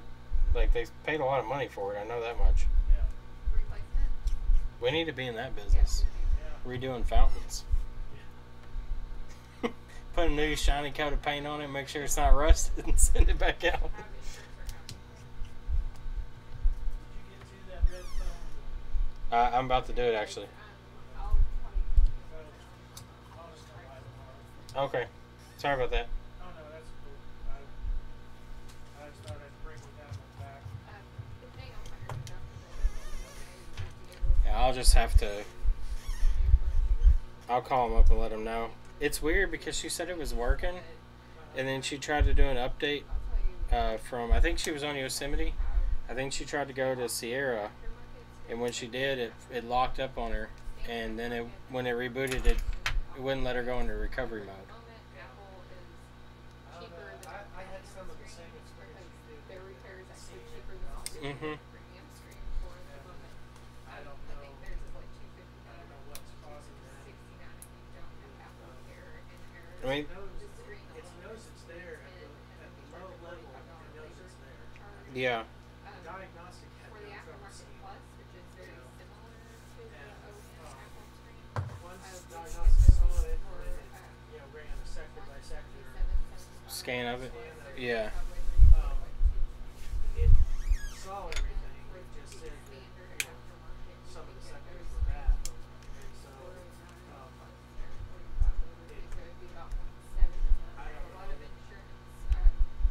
the way that it comes up, it doesn't tell you, it doesn't map it out. Some things will show you where the bad sectors are. Mhm. And we would have to order those, if you decide to get them, that's all you have to do, you either call in. I'm surprised that. Well, I guess it depends on how much it is, but I'm surprised they can't just ignore it. Yeah, Typically have a I- 2-day it must be shipping something. with the company. I think it's still in the logic. Like, I think it's that controller chip. I don't think it's the physical storage. Because it'll format fine, but then when you go to install on it, We it can recognize it. yeah, and when it installs, it hits a certain section and just stops, and it's like I can't do something. You know. See, it makes me wonder if, like, before she did the update, Thank you. if it was working fine because it may have had some areas it couldn't function, read or write, Yeah, but it wasn't trying to access it those. wasn't trying to access those. Yeah. But one of the things is that when you update to High Sierra or to Mojave, Mhm. it automatically wants to change it from the HFS to the Yeah. Apple file system. Yeah. And so when it does that, Well, see that was the thing. Like when I plugged it in, because it still had the file vault on it, and they were like, "Well, you could try taking off the encryption first," which we had done before, and that's what I was looking to do. And I did the disk util space AFPS or whatever it is, Apple File System, whatever the acronym is for it. list, and it said it couldn't find any volumes that were encrypted. But when I tried to install the operating system, it asked me for the encryption password. Right. So that didn't make any sense to me. Yeah. I don't know. And the way that they did it, it makes it complicated. I didn't try to go in and look for the hexamer at the table. I mean, that was the first thing I asked her. I was like, "What's your end goal here? Do you want data or no?" And she said no. I was like, "Okay," because she said she just got it and she was setting it up to use it with her business. Which may not be a terabyte. True. I'll give her the options as far as prices go. I mean, she can get a 512 for like $180. Yeah. So. And like I said, I could have spent more time trying to figure stuff out, but it just looked like it's just failing. So. That's what I was kind of leaning towards too, but I don't have all the stuff you do, so I figured, what the hell, give it a shot. Yeah. It's not covered with warranty, right? No, I checked. It's, Wait, it was 14, wasn't it? Yeah. What year were they doing the SSD recalls on? it looks like it's just 15, 16, 17, but it was 13-inch models. Did they have removable SSDs on the newer ones? Like the 16, 17 models? It's the ones that didn't have the Touch bar. Yeah. Okay, so they still had that little socketed. Yeah. Okay. And it's 128, 256. It's for those. Yeah. So that's what the and Do they have to be showing problems, or is it just bring it in and get it swapped bring out? it in and it doesn't, even if it's not showing problems. They'll swap it out. Well, that's pretty good. So of course, are they notifying everybody? No. We sent you an email. It went to your spam folder. Yeah. It's like so. We named it Apple Giveaways. It's like I get all these little Star, dollar sign. And so I don't know. And those that'd be relatively easy to do. So maybe I should put up a flyer. So if you have one of these models, bring it in. I mean, you get money off of it, don't you? Yeah. Just don't say anything about it. You should just post, like, in one of your windows, just have all the service bulletins posted Yeah. for any warranty work and be like, come on in, we'll get you taken care of. You know, one of the Apple reps come by and be like, what are you doing? Like, trying to help our customers? That's not how we do it. we don't help them. You're not supposed to tell them. We only wait for them to find out inadvertently. Yeah. They have to ask. Yeah. Good thing they don't make cars. Everybody would die. Although they did talk about making a car, didn't they? Yeah. Supposedly they're working on it. I don't want to see any recalls for Apple cars. Supposedly they're working on it.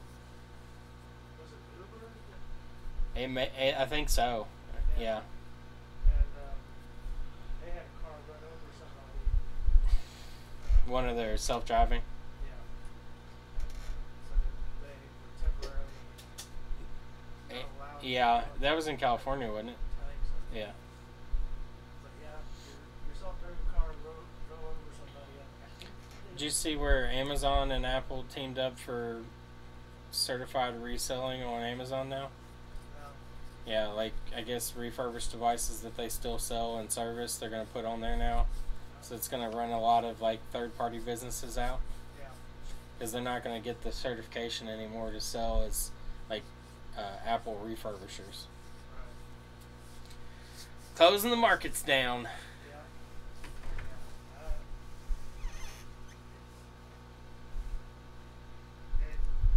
And now it's like Apple has now, I don't know if you saw the new MacBook Airs.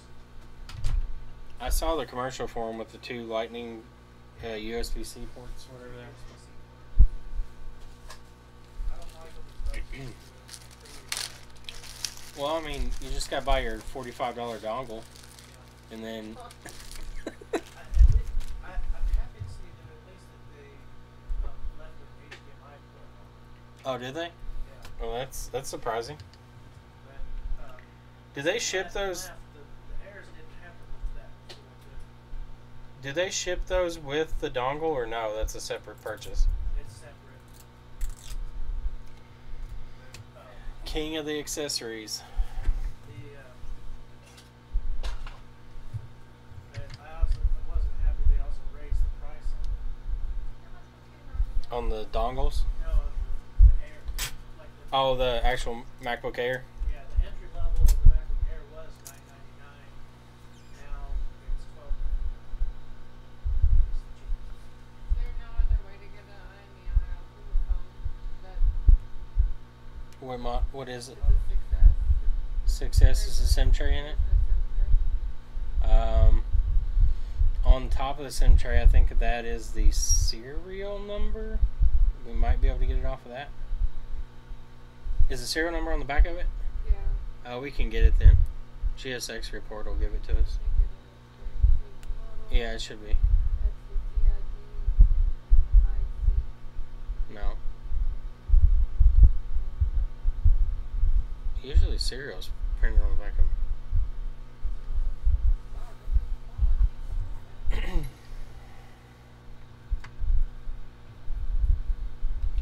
Alright, time to work on iPhones.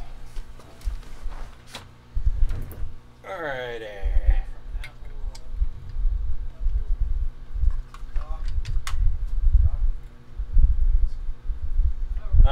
Does that one boot up?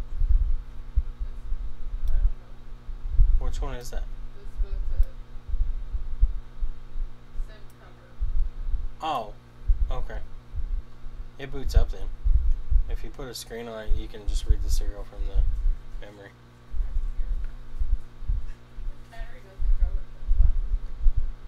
I don't know. What's something else?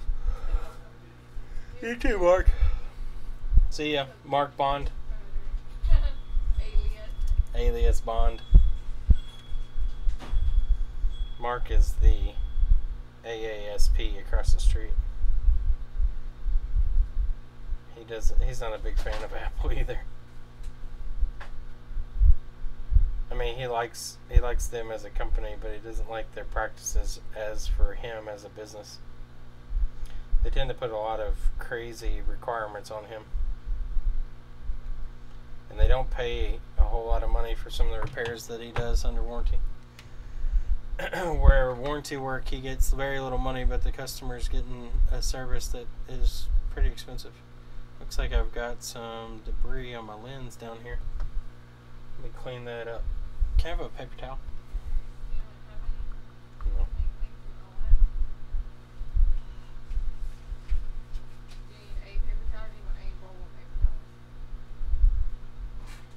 No. Just a paper towel right now.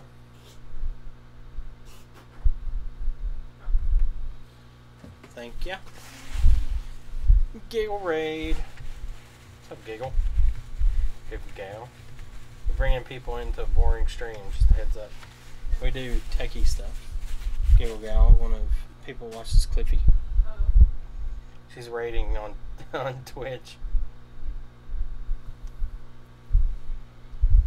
Hey, we got 2 people on Twitch. What's going on? I'm sure some of you all have never seen me, but this is Chris Long. Yeah, this is who I am as a person. Did you replace that? Or what did you replace? The SIM tray cover? Yeah, I replaced the SIM tray on it. Okay. The whole thing. Okay. So today, boys and girls, we're working on an iPhone 7 that has audio IC issues. So we're gonna do that right now. So first thing we gotta do is take this chip off.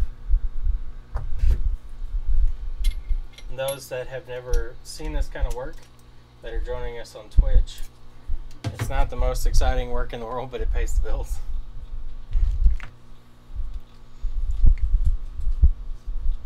GSX account? No, QTech, you can look up the GSX reports on different websites. I'll get you that link here in a second. Hold on.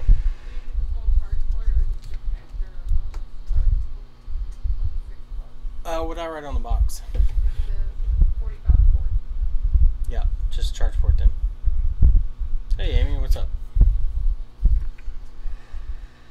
So for those on Twitch, you can actually see the YouTube chat there on screen. So I'm kind of talking to both chats at the same time. Hopefully it's high enough resolution. I thought about going ahead and extending it up. Better you late than your period. Calm down, Anthony. Anthony's period over here. May have bent my tweezers too much. I like to bend the tweezers, that way it kind of hooks under these chips. Yeah, these are too bent. Let me straighten them out some.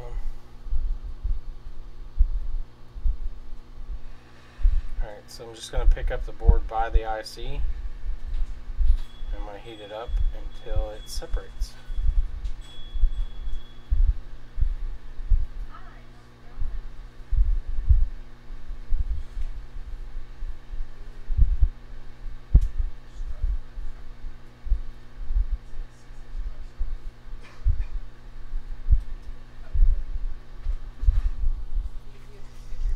So there we go, chips off.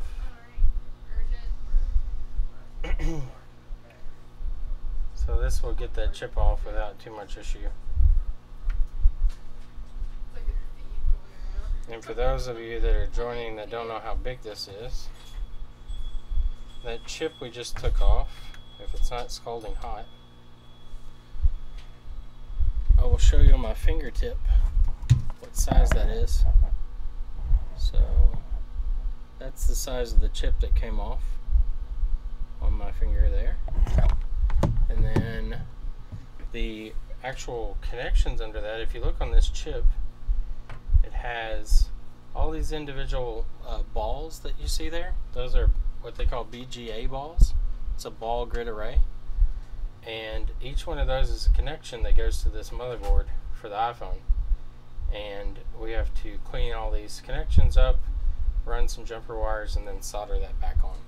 So all this stuff, if you look at my tweezers here, my tweezers, if it'll focus, come on, focus.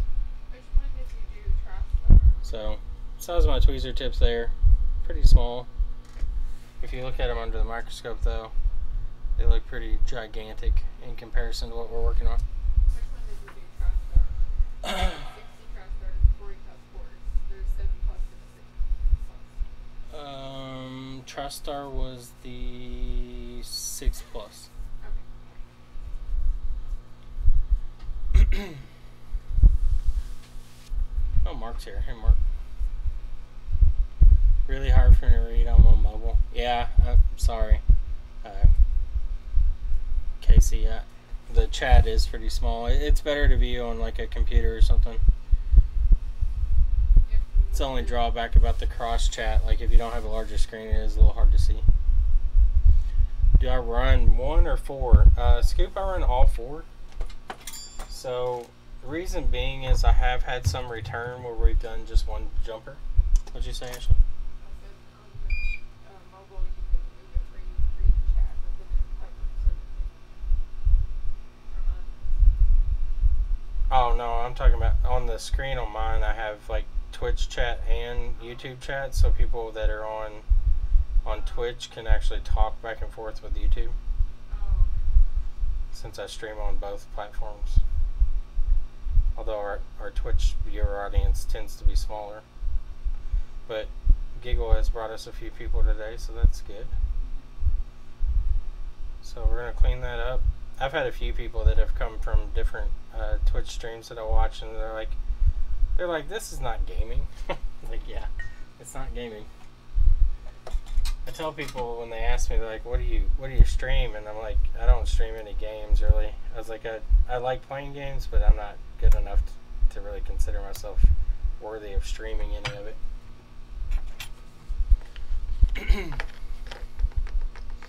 Yeah, I haven't had any returns with doing 4 jumpers either. I've had some come back with like random baseband shorts though, which has been weird. Not the traditional Qualcomm short where it's the chip itself that's failed. Like shorts that are not on related lines. So Now that we've got this cleaned up a little bit, I'm going to go ahead and scrape this trace here, this trace here, this trace, and this trace. The camera's a little off center for you all. It's not gaming, it's how to fix your gaming system advanced edition. That's true. This is the ultimate repair edition.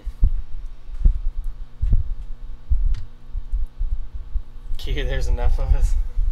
That's true. My chat does have a lot of moderators. I think I have maybe 1 or 2 mods on Twitch. What do we have? We have 7 on Twitch and 36 on YouTube right now watching, so not bad. Not the numbers we used to have. We used to get up there on YouTube pretty high. You don't stream? Yeah, I haven't streamed as much, so. Except for Anthony. He always has hope. Anthony's always bugging us to stream. No, he just has hope. He has hope we'll stream. Yeah. So I'm taking my razor blade and I'm scraping off the coating that they put over these traces that run from the component over here and they run over to this little pad here. And what I'm doing is I'm going to tin those lines. That way I can put solder on them to make a connection that is stronger than the original connection, which will help prevent this issue that this phone is having where there's no no microphones being found, and it will help this work again and we can get paid for it, and the customer has a working phone at a fraction of the cost. You actually see that pad there came off, which is the one that normally breaks. Just from touching it with my iron, it has come off, which is the reason that these problems occur in the first place. I'll zoom in some more here so you can see that close up. We'll show off the zoom capability of this thing. So we're going to get in a little closer here, and then I'm going to clean that up so you can see it. Still remember when Q-Tech called me 1 in the morning talking about ultrasonics. Hey Tim, what's going on? Don't worry, Chris. Keep streaming and all of them will find their way back. I hope so, Mark. I'm gonna try to stream once a week starting off. If I can sneak in more, we will. So a little alcohol to clean that up, then we'll dry it off.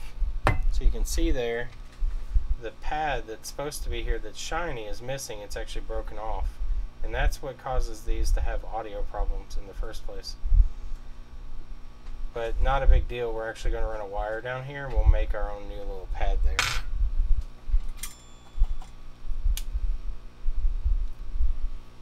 I still vote all day stream from crotch cam. Anthony, you have to pay extra for crotch cam. That's part of the YouTube Red series. Or we can just do that on Twitch. We'll have a special section on Twitch that's crotch cam, and we'll just do it as sub only. So if you want that view, you can pay $4.99 a month. All day, 24 hour. Well, not 24 hour. I have to go home at some point. I'll just put up a picture of crotch cam, and you can just watch it. Or maybe it will. The price goes up at night. Yeah, the price goes up extra at night. That's after hours. That's when the R rating is allowed. I think it would be MA. It'd be X.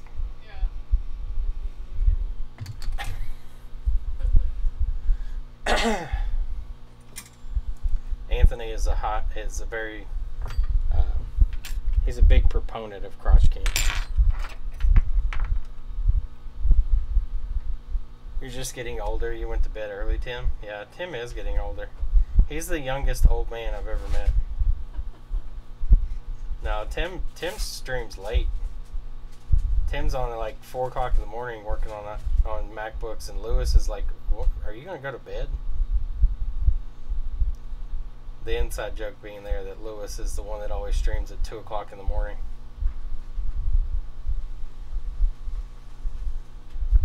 Usually drinking something alcoholic. My wire's a little bent here, so when I'm trying to tack it down, it's just kind of folding itself back up. Let me see if we can get that in there a little better.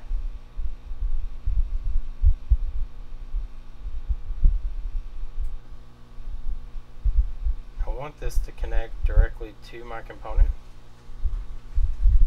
That way I know my connection is good. Alright, so it's connected there now. And then I'm going to come down here. It's touching this pad, so I don't want it on there. And now I'm going to create my new pad. This wire here is about the thickness of a human hair. Let me see if I can pull a hair out of my head without hurting myself. No, that hurt. That hurt too. No, no hair yet. Ow. Why are you pulling your hair? I'm trying to get a piece. There we go. I got a piece. You couldn't pull cat hair off. Alright, so there's a human hair. It's actually thicker than this wire. That's a hair from my head. It's thicker than the wire that I'm using. So, kind of give you a perspective on how small this stuff is. So I'm going to bend this wire back around.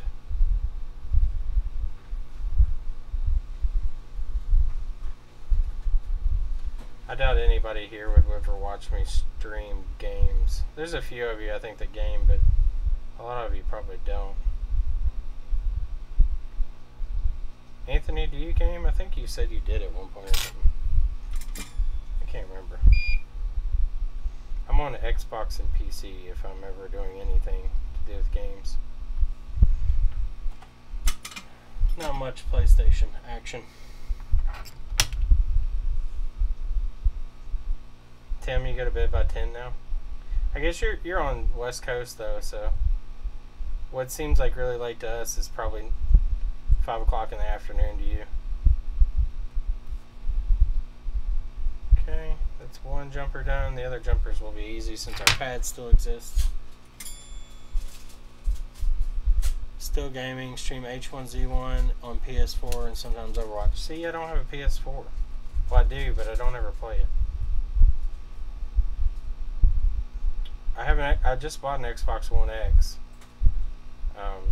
So I could play Red Dead Redemption in HDR. What now? A lady called and wanted to know if you could do HDMI on a One X. Yes, I can. Is it the same 60? No, those are normally $80. Yeah, we'd have to order the part for those. You didn't talk to her, right? No. May only get an Xbox One X if the Halo is outstanding.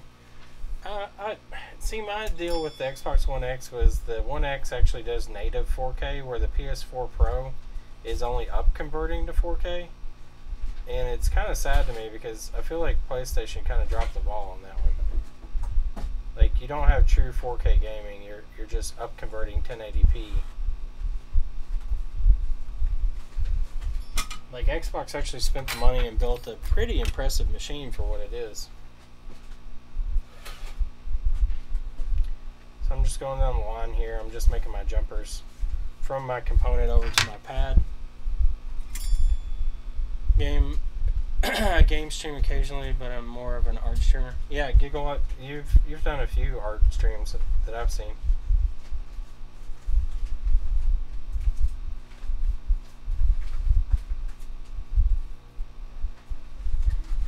Most of the day when people are streaming on Twitch and stuff, I'm usually working, so I don't see a whole lot anyway. Yeah, I play some stuff for background noise. Alright, so we got all our jumpers run. Now we need to clean up the area. Got the PS4 Pro because it was a little bit faster and they would have a white PS4 Pro Destiny. The white PS4 Pro looks pretty good as far as aesthetics go. Is there any solution for AP to LCM reset on the success? Yes, there is a solution for it. So, it was, I don't know if it was Rua. I don't think it was Rua. I think it was another guy on the forums posted a video. You buy one of the, it's like a Mac 6.4 or something like that. One of the chips that does, it's just a shift register almost, a transistor of sorts. So it takes a voltage line from one of the LCM lines that comes on when the AP to LCM line also comes on, and it takes the 0.3 volts that it uses and acts like a trigger that takes 1.8 volts and sends it to the LCM AP reset line after you remove the filter, and that allows the timing to be correct so that the screen works properly.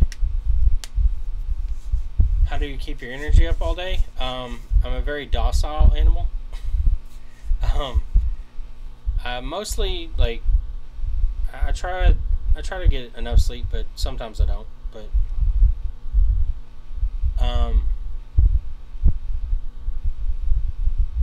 I mean, I'm a nighttime person, so I usually wake up pretty late. I don't know what time you get up, Tim, but I normally don't wake up until 9 o'clock, and then get here and work all day, and then go home, play some games. Yeah, we have to paint tonight. Power naps. Yeah, power nap through the day. Like when customers aren't here, just asleep. Giggle said hi, SSB. You need to say hi back. Funny guy. You're funny. Funny looking. I didn't say that. Alright, so as we can see, let's make sure our jumpers are all soldered to their points.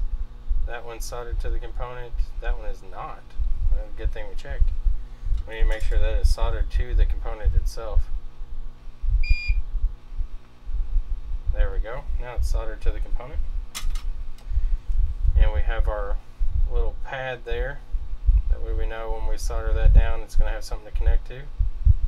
That one's soldered to the component. That one is, and that one is. So these are all good. Now we're going to put some conformal coating back on. You start your day at 6:45. No, thank you. Mornings have never been for me. I've never been a morning person. Like when I used to wake up for school, like where I grew up, I had to ride the bus for 2 hours to get to school. So I had to be up at like 5 something and get on the bus around 6 something. And then we got to school. We actually started an hour later than everybody else in the state of Kentucky for some reason. And we also had different vacation days as far as like spring break went, which was odd. To ruin your life. It really was. Like when I went on spring vacation, nobody else was on spring vacation. Like it's just old people in Florida. Like nobody my age was there. Can't keep your energy up recently?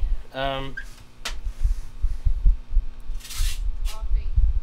Yeah, I drink coffee. Like me. Ashley drinks I don't coffee. think I just drink coffee or coffee.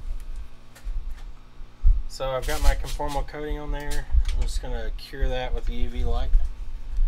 Don't eat crap, eat good. I don't follow that rule very well. I eat well, I eat decent at home. I don't eat well while I'm here. Sometimes we do. Sometimes I get healthy food. Sometimes we eat salads. Yeah. Sometimes I hit drive through. Drink a Coca-Cola energy, Tim. Yeah, Cokes are not the greatest thing to drink constantly. I've been trying to drink more flavored water and juices.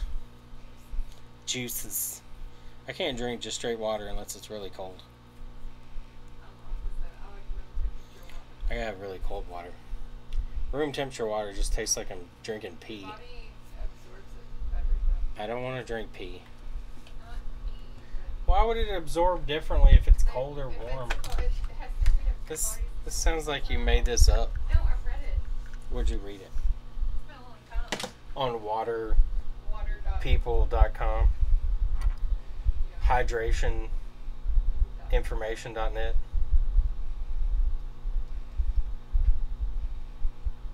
I don't believe you.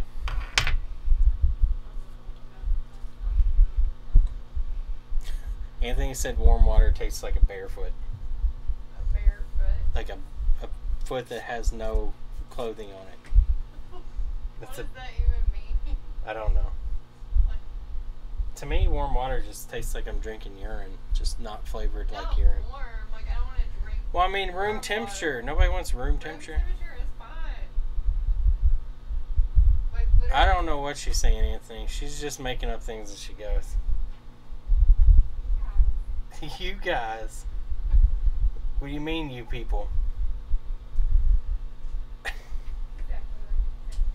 What do you mean, you people?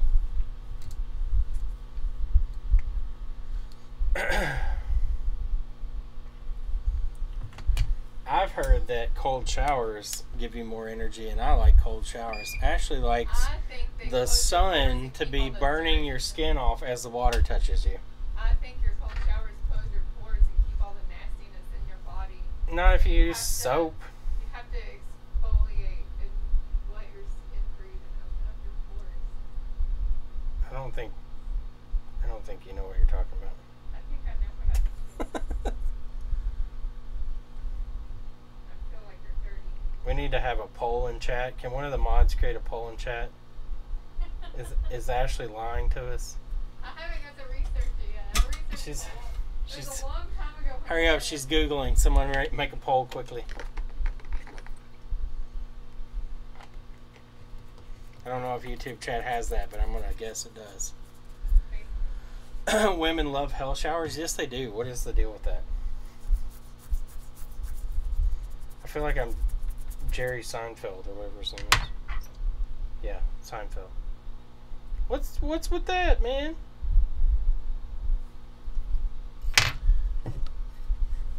Exfoliate. Is she asking you to go bald? Yes, she is. Slowly but surely. She's trying to cut my skin off one layer at a time. I'm just shaky, so I like to Yeah. breathe. She took a razor blade to me in the shower without my permission. Amy says it's because women are cold all the time. Do you take hot showers because you're cold? Your feet and hands do get cold. Yeah. I stay cold. I say that I stay warm because I'm big boned. Anthony says it's because women have no souls. He may be right. I won't deny that. No. You heard it here first. Confirmed. Good at reballing. Yeah, I'm pretty good at reballing chips. Sometimes they give me problems, but most of the time they do not. Although these stencils are getting worn out, I gotta order new ones. Like, I've used them so many times that they're starting to, like, where I rub paste across them, it's actually bowing them, and it's causing the balls to be uneven. So I'm probably gonna have to buy some new stencils. I try not to put too much pressure, but you have to put a little bit.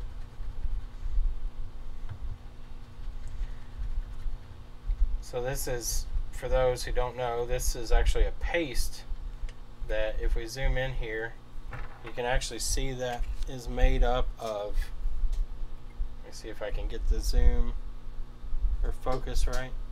That paste is actually made up of individual solder balls there that are even smaller. Did you talk to your girl named Amy about refurb computers? She said you call back and left a message and she missed you.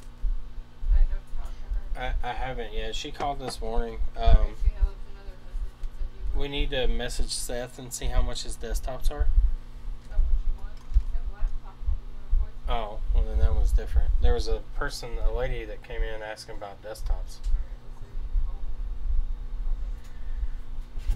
So, just holding the stencil down, keeping my heat a little bit away. See, the flux is starting to push those balls out, and I don't like that. So I'm going to have to reball this twice, because this is going to give me an uneven reball. It pushed some of that solder up and it bridged over, so I'm going to just reball one more time. I'm not going to take it out of the stencil. I'm just going to leave it in the stencil and repaste it. You had called and left a voicemail. I'm not sure what day it is because I was out. Okay. I was just not going to go over messages. Did you ever get a hold of anyone to fix your HP? Okay. Chris said that it is a part we would have to order, but he does fix those, and it would be for that repair. We're downtown on the square. Okay. in the Princess So building. that's We're like- reballed now. We have Yeah. nice pretty balls. We have a location in Franklin as well. If that's more convenient. Okay, then we are more convenient. I've never been overly efficient, Q-Tech, at reballing larger chips. Like, I did quite a few of them, but I found those harder to do than this stuff. Like the small stuff I think is easy. We're open Monday through Friday, 10 a.m. to 7. Like the larger ones, I always had problems with them not wanting to come out of the stencils. Like whenever you put them in the jig to set the balls on the chip, I always had issues where they would either not drop into the hole or they wouldn't come out of the stencil whenever you drop the chip to try to get it out of the jig. And they would always shift or something like that. It was just really annoying. Oh, okay. Okay, thanks so much. Okay, so we'll just blow this off, make sure all our balls look good. They look good. We can set it up on the side. You can see those solder balls there. We have a computer for Shane Bradley for a fan pod. Waiting on a part. That was a voicemail. Yeah, he already got it. Okay. I'm done with that list. Okay, so our reballed chip. Let's make sure our chip is not cracked. Chip looks good. We'll just clean up any of the residue on it here. Make sure there's no like chips or breaks in it. These chips I've seen where you can chip the corners, and it may not affect it, but it really bugs me, so I tend to replace them if that happens. But this one's in good shape. As you can see, there's no breaks or anything on that chip, so it should be good to go. What about bottom right ones? What about the bottom right ones?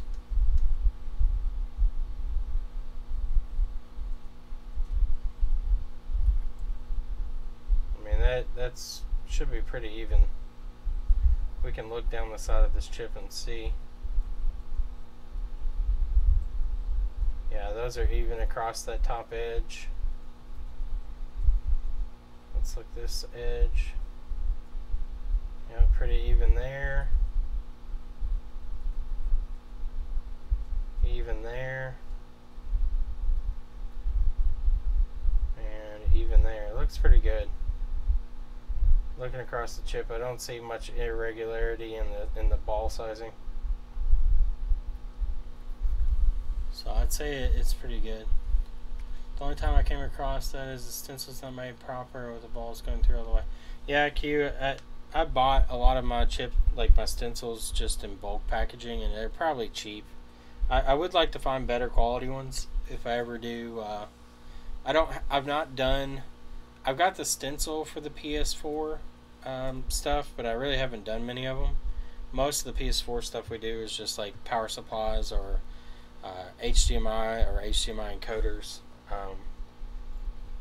Most of that stuff is not, you don't need anything special for it, just whatever we already have. And my chip's dirty again. Set it in my flux.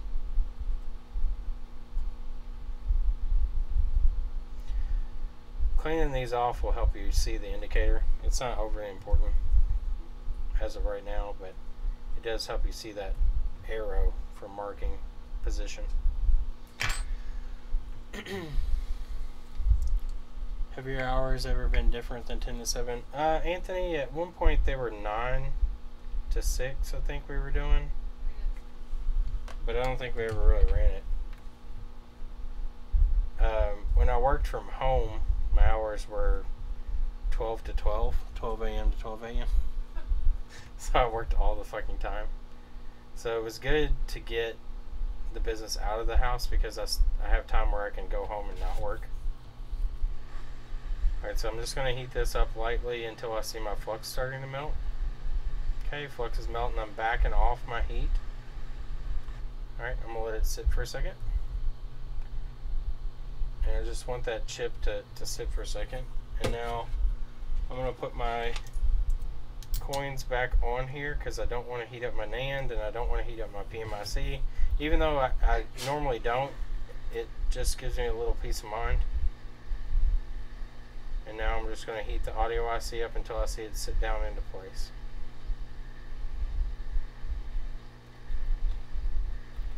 Okay, it looks like it has dropped in.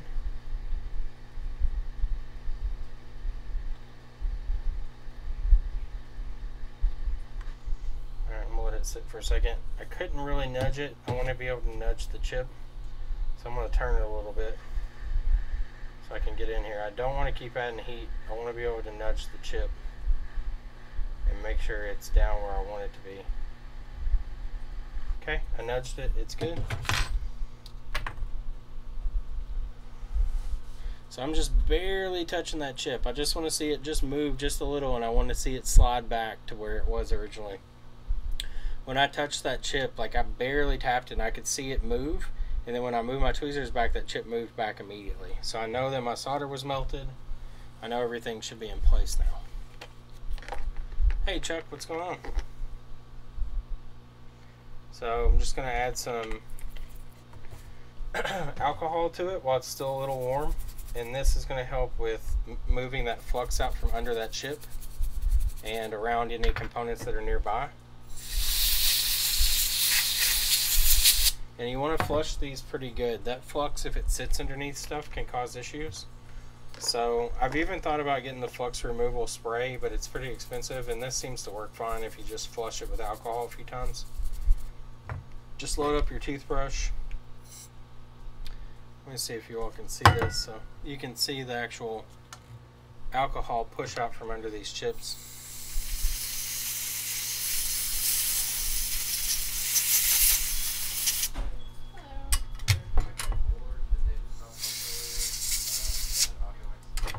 Yep, I'm finishing it up right now. I still got to test it. I don't know if I have anything to test it here or not.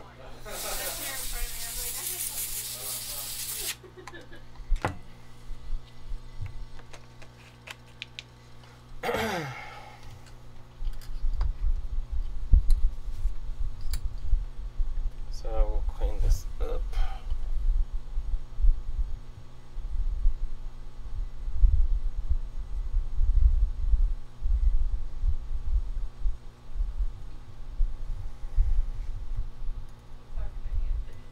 Yeah.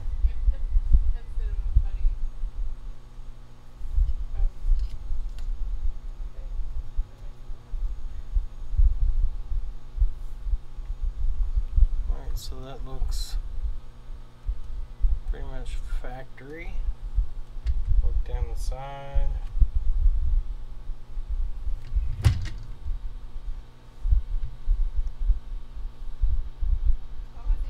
Even across those caps. What was it?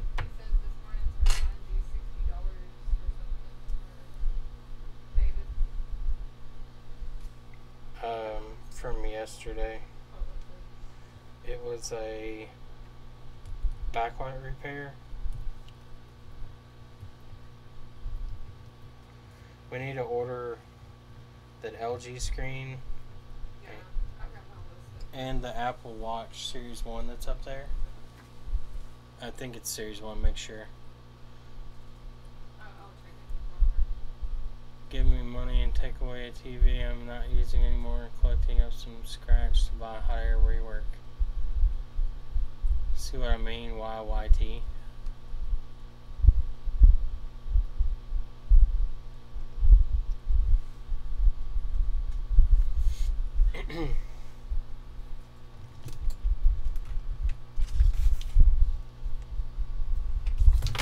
Stop giggling over there. Giggling. Giggle monster.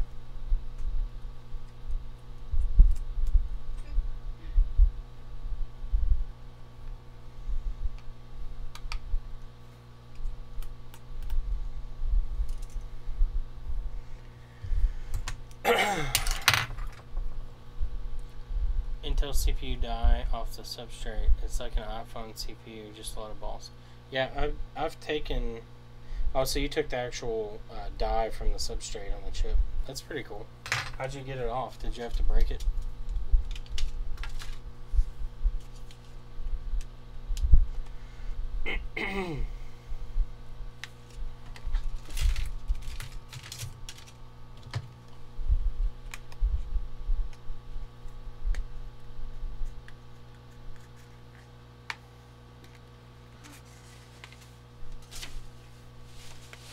Did YouTube chat get rid of that? A lot of heats. It's underfilled. Yeah, I knew it was underfilled. It's like a really hard epoxy.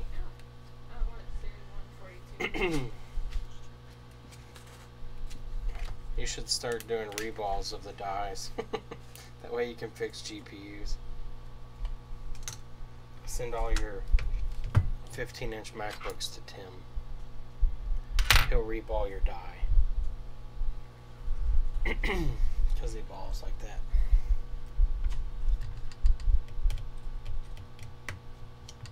I've got to change my battery. It's almost dead. Did you order batteries yet? No, where did you want me to order them? Just get the ones that we bought from, was it Injured Gadgets we bought last time? Were those good? Yeah. You may just buy from 5 all the way? Yeah. 12:40, I need to sleep, catch up all the time. Alright, Andy, have a good night, man. UK. I'll be right back. UK rules.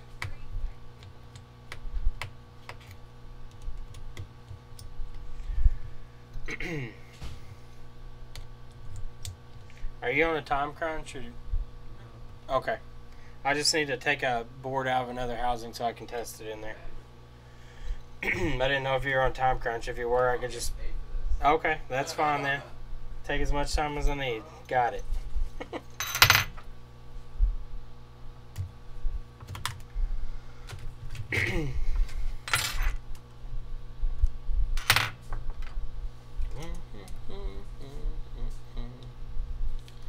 You can reball, it's not an odd pattern. I thought the BGA chipsets on those were smaller, Tim. I thought they were micro bumps. Smaller than standard BGA.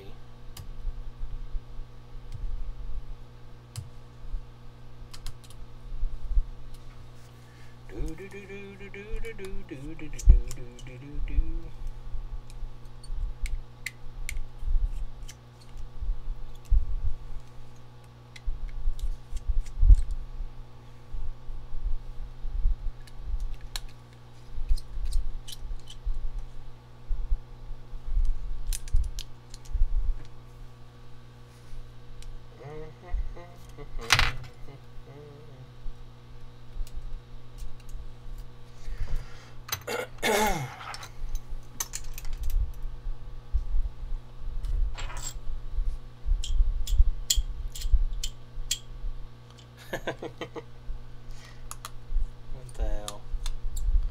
I'm the power rail for green light on a MacBook. That's a great name. PP3V42 G3 hot.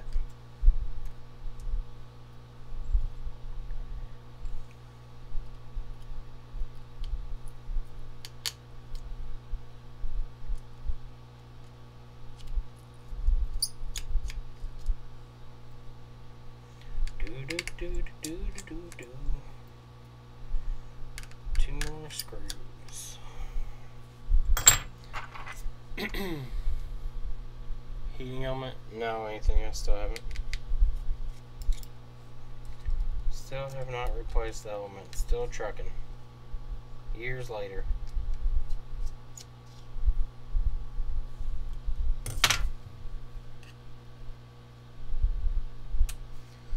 And it runs all day while I'm here. I don't turn it off.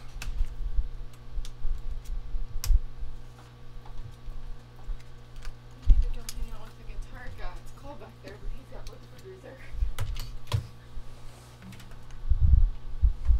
Where's that from? David brought it in? David. David? David? Yeah. When? What? Yesterday. What for? Late birthday gift. Oh. He had it customized. Really? Yeah. That's not, I heard him say he got you. Oh my god, that's cool. How cool is David? Pretty cool. Pretty cool fella. Huh. You can never drink it because it's cool. I told him I was going to hang on to it for 5 years and then open it. Don't delay. Delay today. It would be even better. I mean, Woodford is pretty smooth anyway. Yeah. Whoever is is running the PP3V42G3 hot name on there. It's pretty funny. Don't delay. Delay today.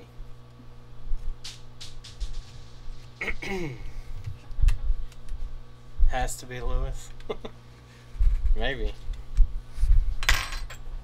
There's a tiny trash can out there. I may need to take the trash out. Alright, we're gonna test this audio IC and see if it boots. It's got a... This home button's not from it, so I don't know how it's gonna act. It should boot up normal. It should be booted up here in a second if it is working properly. Yep, so it's on already. Touch ID does not work. We know. Thanks. Let me select. Thank you. Home button may need servicing. Oh no, the battery died. Battery died.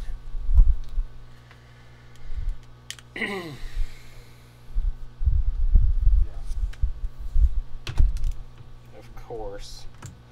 I gotta plug in another battery because this one is here for a charging port. No, it's the trader. Oh.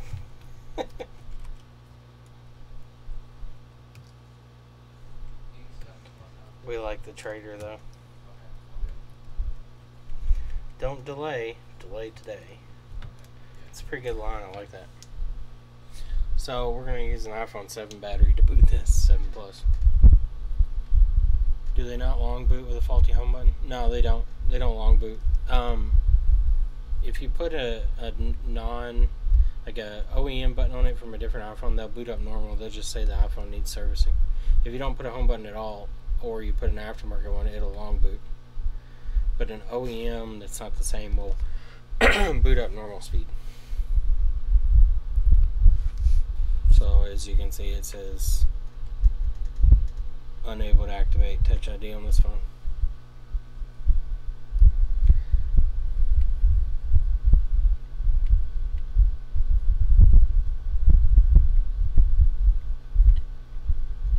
Voice memo.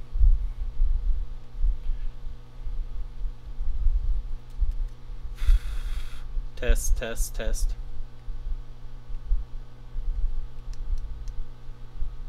Test, test, test. Alright, so play that again. Test, test, test. Alright, so it's working. Let's make sure that we have this screen protector. Sucks. Delete, delete. Okay, home button on screen. Alright, and then we need to check IMEI to make sure it's still there. IMEI is present, so we're all good. Good to go.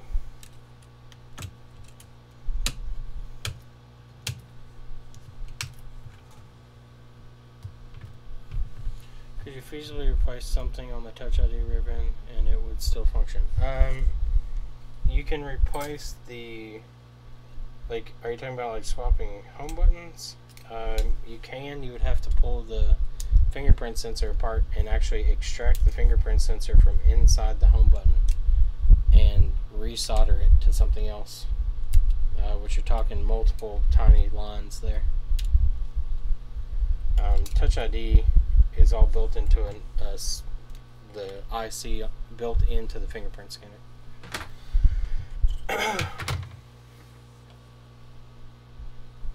Here's the board for him. Add it to this. Yeah. Is there a 7 Plus housing? You know something about? David said some 7 Plus housing. Yeah, I got one. Yeah. Was he wanting me to work on it or I not? have no idea. Did he Said want it? get from Okay. This one? Let me make sure that I'm not. It says Marquise Kennedy, wrong number, couldn't contact. Yes. Okay. Cool. Sounds like wind in the mic. Yes, it is. Alright. Take more. Just grab more. Yeah, Whatever you need. If you need to put it in your pocket, carry it. Alright, thanks y'all. Thanks. See ya. Q-Tech, there is wind in the mic. The fan is right there, and it's blowing this way. So the microphone over here is picking it up. I can turn it a little bit. Trader is going to trader some more. Don't tell Lewis I was here or something. Won't do. We never tell Lewis where PP3V42 is. I mean, Lewis has to find that on his own. I'm gonna order stuff for here and tomorrow I'll have to make a basic account of everything up there. Do you want to replace all the optics and batteries there too? At Franklin? Franklin. Okay, I'll have him give me an account first thing in the morning and then Yep. I'll order it and just have those. I'm gonna send all those back to them and they can deal with them. They better refund. They didn't refund us the last time we sent batteries back. Well, I'm gonna talk to them about it. I don't know if I have the owner's Facebook or not. I can't remember his name. I've talked to him a couple times at some of the meetings that they've had, but I don't know if I ever had him on Facebook or not. If anything, I'll call their support line that nobody ever answers.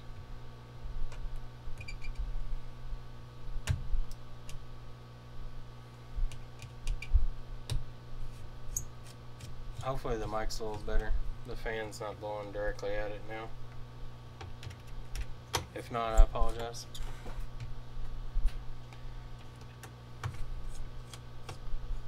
Indra Gadgets. Yeah, Anthony, we're going with Indra Gadgets batteries. Replacing them. I told them we were still using We're replacing all of ours. Mobile Centric's batteries seem like they're just as good too, but Indra Gadgets carries the in-cell screens that I like, so I'm gonna kind of build a rapport with them as far as just having a working relationship where we buy other things from them. I've tested their batteries. They seem to be exactly the same as Mobile Centric's as far as like quality. I don't know about Mobile Centric's claims that they say that they make their batteries in-house now. I don't think that's true. I think they test them in-house. I think they have a factory over there that does testing on the batteries as far as charging them up and seeing if they hold power, but I don't think Mobile Centric's actually makes their batteries, because from what I've seen, a lot of these batteries have similar like programming on them.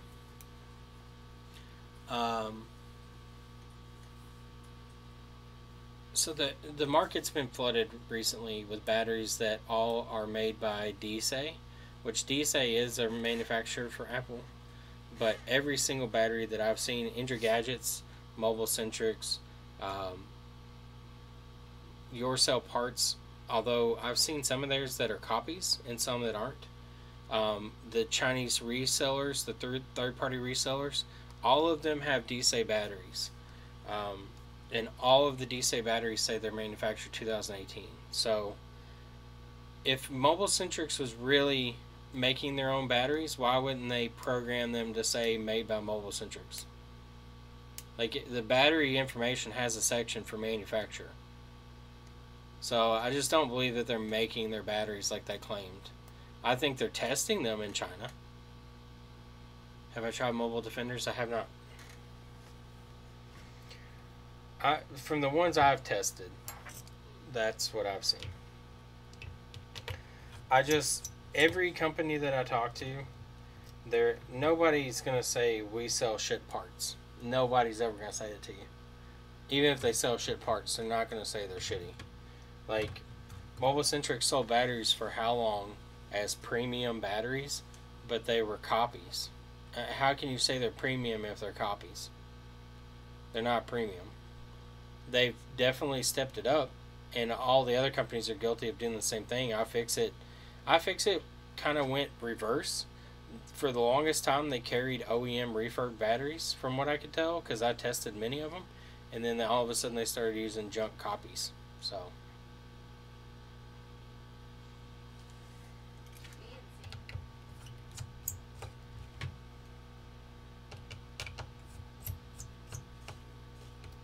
But if yeah, are you getting if Mobile Centrics, grayed out like if you try to do a voice memo or two? Yeah, he's done quite a few of them today already. it's another audio I see calling in right now. It's one's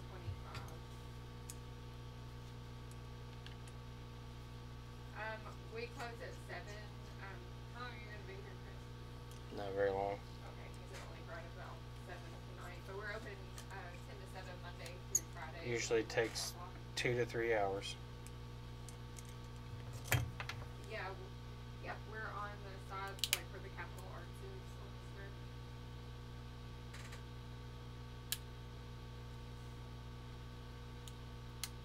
Okay. Are you down here now? I mean, you could drop it. It just takes a couple hours to do the repair, so. Yeah, I could work on it in the morning. Okay.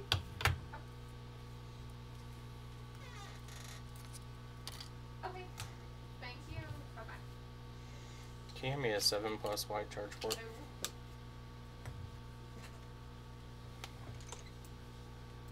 The housing. What housing?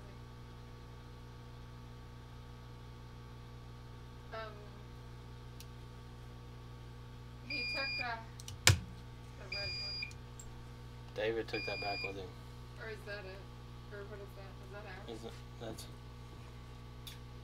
Oh, that is it, I bet. Oh. I didn't know he said it Yeah, there. he didn't know he said it there. We're still here if anybody wants to circle back around. I didn't know he said it there. We'll be here for a minute. Huh. Sorry. No, bring it for board work, no board. Okay. Send that Yeah. pink one back over. I Just think give you want that me to the work on it. customer, like, it works now. Here's your board. Here's your board. Okay, we'll be here for a little bit. We'll get here anyway. Alright, bye.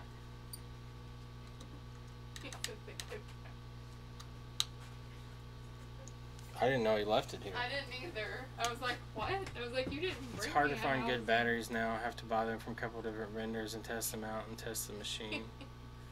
Q-Tech, what are you using to test them with? Like, the things that I've seen, like, battery tests, like, everybody runs battery tests and stuff, and they're like, oh, these say they've got this capacity and they're 100% or whatever they are, but the thing that I'm having trouble with is batteries are not tested in a short term. Like, batteries have to last a year and a half, 2 years to be considered good. If a battery is lasting 6 months, it's not a good battery. Unless they're just charge cycling it like crazy. If it's going to be premium OEM quality, it's got to last a year and a half, 2 years. A year at least, but a year and a half is pretty standard on a phone you buy from Apple. That's where my problem comes in. Like, a lot of these vendors are saying these are good quality, but they don't have any proof of that, and it really bothers me still. The industry still talks about zero cycle. Zero cycle is not a good thing. Zero cycle means you don't have a clue if that battery's good or not. You're telling me it's good, but you have no proof of it. Where's that charge port? Oh, sorry. That's fine. What did you say? 7 plus white. Green giant. So, I really wish the industry, like, I think it was Waqas or whoever was talking about with Mobile Centrics, that they now have a facility in China where they're doing all this testing. Well, if they're doing all this testing and they have these big machines and they're spending all that money, why don't they invest in a machine that will properly cycle, like, batteries 3 times or 2 times, whatever it is that they need to cycle them before they ship them out? Like, I get it, being able to say zero cycle sounds good, but it doesn't mean anything. Hey, did David call? Mhm. Okay. He left us. So I didn't even know it was here. Sorry you had to come back. Thank you. No problem. But you would think these companies, like, Mobile Centrics is making a lot of money. You want to order anything? And they're a good company. They do a good job of what they do. What? We have $342 in credits at Mobile Centric. Then order some of their batteries too. I'll test them both. They have the same quality, so. From what I've seen. Do you just want me to order those for now from here? Or? That's fine. Okay.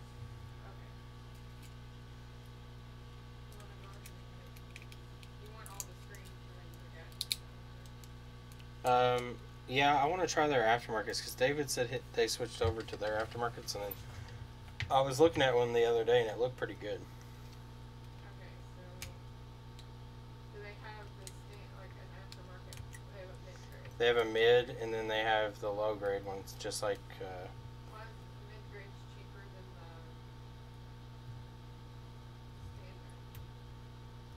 standard? I don't know.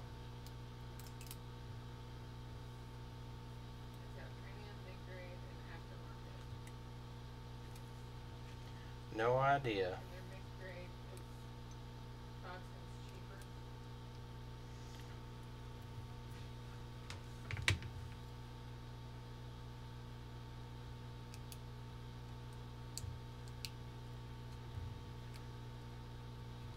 Their mid-grade is actually mobile-centric. It's the, I don't know how to pronounce it, but it's, Tien Ma. yeah, Yeah. that's what their mid-grade is. That's what mobile-centric's low-end is.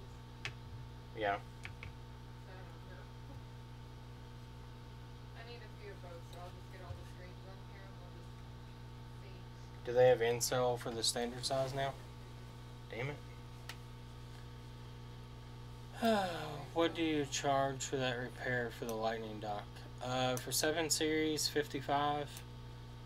For 8 series, $65. For 6S, $45, 6 $45, 5 $45. But a 7 we charge $55 for. It's not much different than doing other ones. People make it a big deal, but you don't have to take the motherboard out. I took this one out for testing, but you don't have to take the motherboard out to put these in. You just take out the screws on the right side of the board here at the bottom, and then you can lift the board enough to slide the port under. I need to test this one because I bent it a little further than I wanted to there, but the cable looks okay, so. This one's missing a screw. Might be in the plate. Yeah, it is. Okay. Okay, no, the Shin Chow is the low end. Yeah. Okay. So that's their mid-grade. So, are they probably the same? They might be. They looked. The colors in them looked a little better. Were you looking at side by side? No, just from memory. So I know what they look like.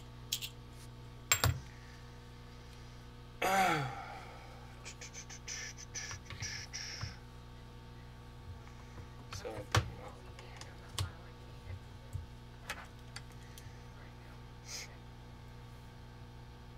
sorry, I'm doing a charge port and you all can't see a lot of this. This is talking time. What do you all want to talk about? What industry issues do you all see? What would you like to see change? I've been really pushing for in-cell screens lately. I've been really happy with the quality on the in-cell screens. They look awesome. I think the quality of them matches OEM pretty well, and I'm hoping to see a big change in issues with touch on the 7 series. A lot of our refurb touch premium screens, they've had touch issues, and it's not been something that I've been overly excited about having. So I'm hoping to see good results on these screens of having no touch problems. And the pricing is actually in between like your mid-grade and your OEM refurb. Anybody looking at fixing iPad LCDs that are not cracked? Like what? Hey Polly, what's going on? What's the difference between them and premium screens from Centrix? Because I always thought Centrix premiums were refurbed OEM. Premium from Mobile Centrix are a refurbed OEM. In-cell screens are new. They're not refurbished. So an in-cell screen is a new manufactured screen that's made the same way that Apple makes their screens from the factory, but it's not a refurbished piece. So there's no used part on it at all, and the quality of them is like color wise, the colors are actually more vibrant than the Apple screens are, which some people like. Some people may not like the saturation difference, but most people will enjoy the saturation difference. Now, like people that do like social media and stuff, they might not want that because it'll throw off what their customer sees versus what they're seeing, but I like the color saturation of the screen. It's actually a little bit more saturated, and the brightness is there. They actually draw less current than the OEM screen, so you'll get a little bit of a bump on battery savings. And it almost seems like a future-proof kind of way to prevent Apple from doing anything in the future to try to make aftermarket screens not work. So the issue that we had with the 7 series and the 6S series and all those where touch was stopped working when they did an update, I think it's because Apple can regulate the voltage that their screens consume, and they can change that in software to lower the acceptable range that the screen will function in. And by doing so, they can disable touch on those devices. But with the in-cell screens, they actually draw less current than the Apple screen does. So by doing so, theoretically, if they are controlling touch function on some of these phones by voltage control, they can't go lower than what their screens are physically capable of. So they can never disable touch on those in-cell screens. Which of the one I watched from Android Gadgets too. How much are they? They have 2 options. They have an OEM full grade B plus for 40, and they have a let's see. So there's simply replacement. So I'm guessing that's a Mhm. for 50. Yeah, just get the new.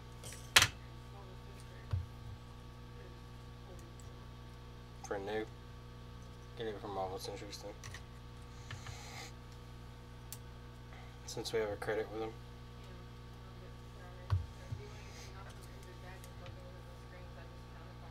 No. No, I'll get that from Marvel's Interest too. Because I already have that other one we need to send back.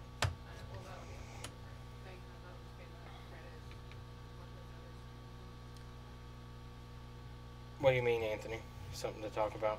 Like the screen stuff? Yeah. I mean, so if you go look up Google HO3 in-cell iPhone screens, you can actually watch video on YouTube of them. They show the current draw between those. They show the colors between OEM. Actually, we can watch it together right now. I can just pull it up for us. Save us all time. If I knew where my keyboard went.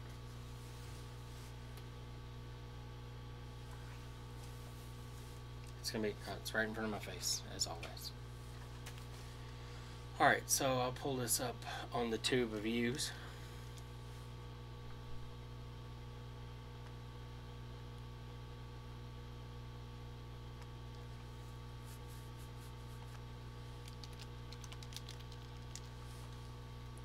Alright, so pause that. Switch you all to the second screen.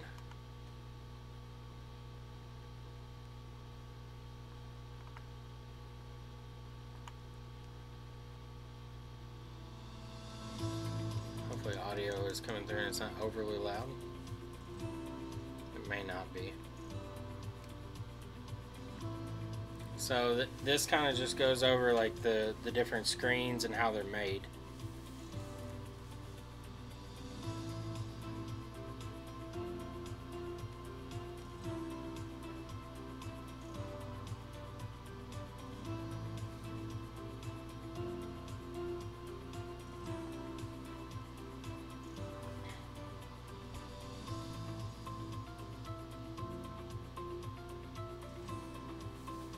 So they show the overall thickness. They're actually, I think, slightly thinner than OEM too. This shows you the difference in the backlight and the visual of aftermarket and the color difference between them. So if you look there, you can see like the saturation color on them is different. So these are your in-cell, this is your refurbed OEM, and this is your aftermarket.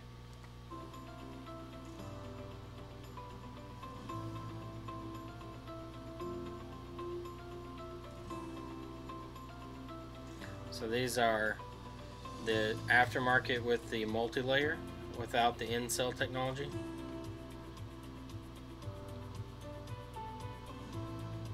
These are refurbs OEM.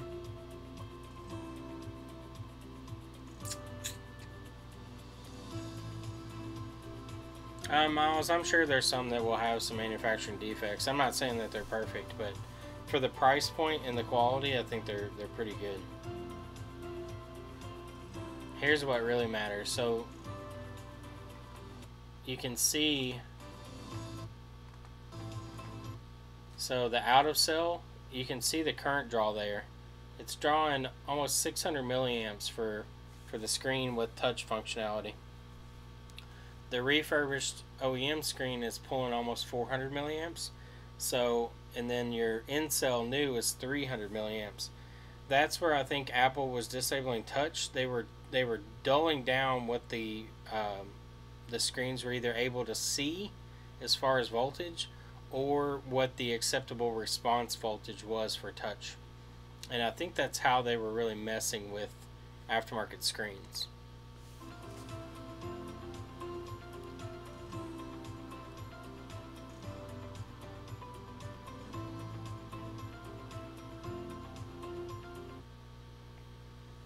Reaction video? That's the thumbnail right there. Oh. Have you ever looked at the chip of a credit card and a mobile phone SIM card? Alright, so we have looked at those, thank you.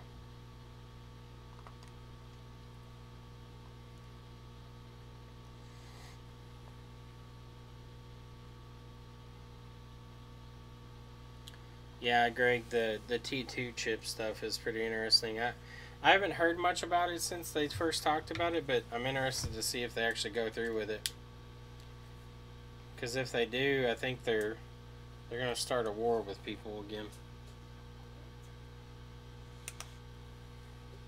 Alright, so a new charge port in the 7 Plus. It now charges. That's good. That's what I was looking for.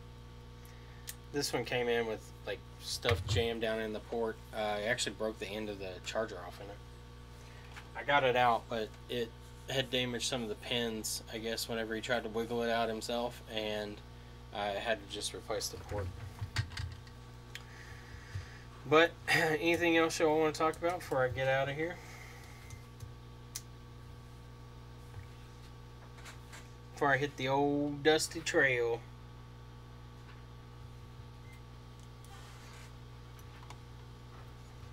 Thing makes me crazy. What? You could printer.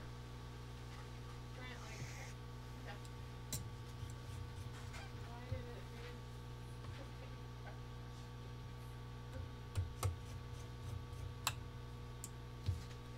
do? Those beautiful eyes? Yes.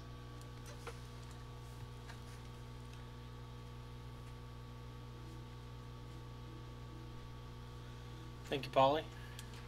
Yeah, I wanted to stream.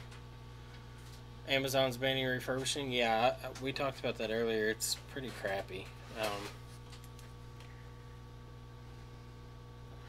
And I didn't realize, like, that announcement that they were going to do that has brought out a lot of people in the third-party refurbishing world.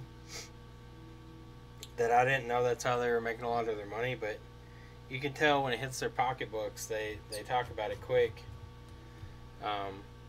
And I guess it kind of explains why some people were charging what they were charging for wholesale, because I'm sure on Amazon they were charging more than that. But How many batteries do you use? The 5 series, 6 series, 7 series? the 5 series not a lot. The 6 up, like the 6 and up, get I'd like to have like 10 of each. So like 3, 5 of the 5, maybe 3 of the Get 5 of the 6, 5 of the 6 Plus, and then on the 6S, we can do 5 each. That's fine. That's plenty. Yeah, so 5 of the 6 and 5 6 Plus, 5 6S, 5 6S.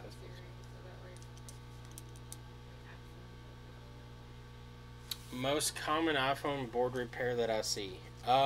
Recently, audio IC, yeah.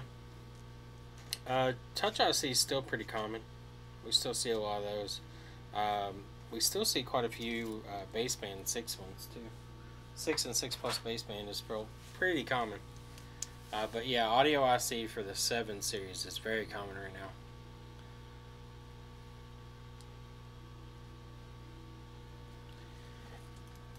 I don't know. I don't know how this is going to play out for Amazon, because Apple doesn't sell older devices, so I don't know what I feel like they're going to lose sales.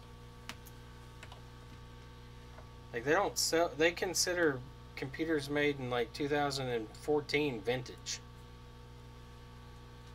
So I don't know how that's going to go.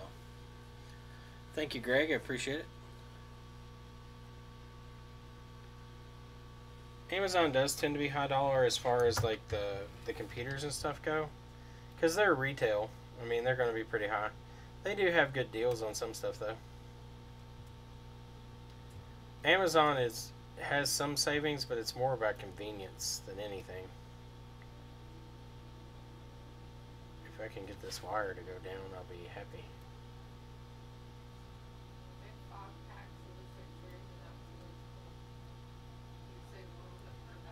Make sure they're new. Okay. Yeah.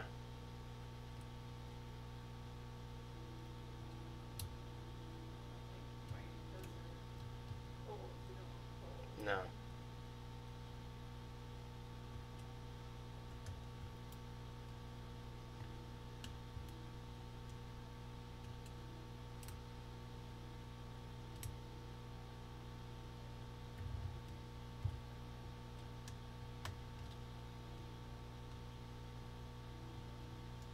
Okay.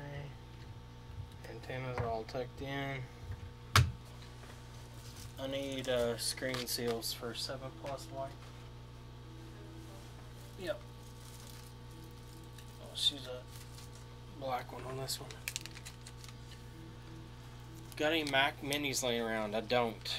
We work on quite a few of them, but I don't have any laying around. I have a MacBook Air, a few MacBook Pros, iMac.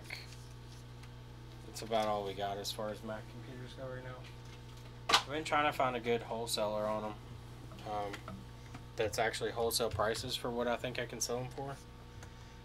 I know Macs do hold their value and people will pay more for them, but I feel like a lot of the people that are wholesaling them, their wholesale price is so expensive that I don't think I can make any money on it. Like, some of the people are selling MacBook Pros that I could sell for $350, and they're selling them at wholesale for $350. I don't know where. I guess in bigger cities people are willing to pay more, but around here people are not looking to buy a used Mac for a lot of money. And I guess that's why when you sell to a worldwide audience, I guess essentially with like Amazon, that you can charge more. And I think that's part of the market that I haven't understood, because I don't wholesale. I don't buy pallets of computers and resell them. I'm used to my local market and I know what things sell for here.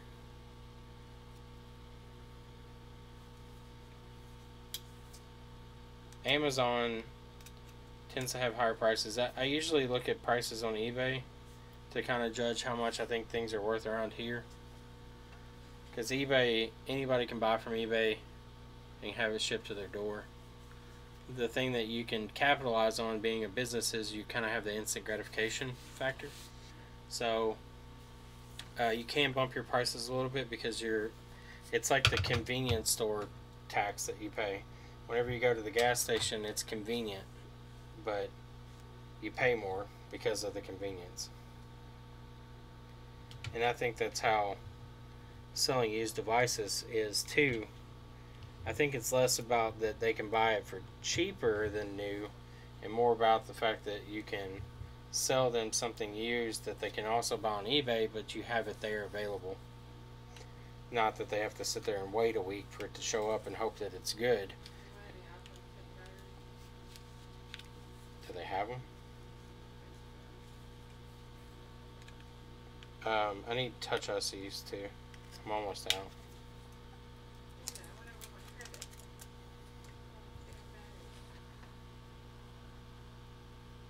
Most expensive MacBook ever sold is $425, which is late 2011. I've sold some. They do their $25 for the pen. We haven't seen it yet. I've sold some expensive MacBooks. I had one that I sold for $600, but it was a 2014, What'd you say? and that was last year, so it was only 3 years old. What? You say you need audio or Touch IC.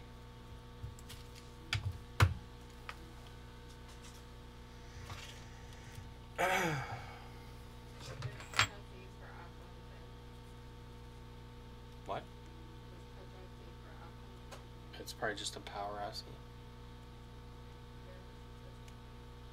Not reballing? Yeah, I reball them, Anthony, but we've seen quite a few of the ones that I don't think are worth reballing.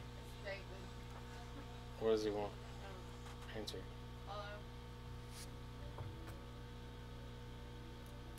Yeah. Yeah, hang on one second.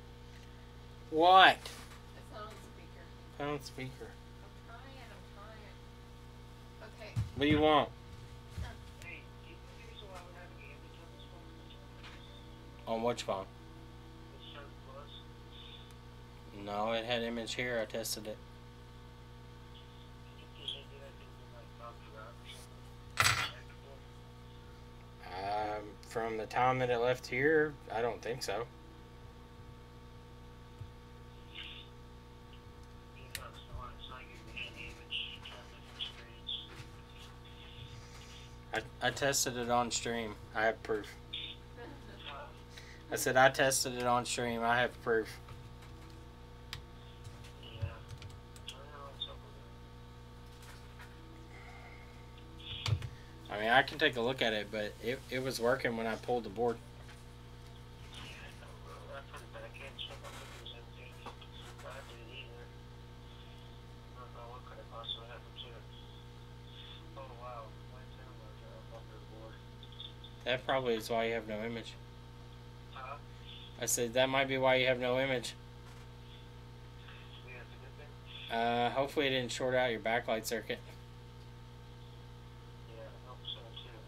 Because your backlight and your LCD power filters are right there. Well, it looks like fun for me, huh? Okay, hold on. Is it touch IC? Touch IC? Or touch ID driver IC? No, touch IC. Oh, no. What's that? What'd you say, David? Well, I'm gonna check it real quick. Okay. Alright, thank you. Alright, man.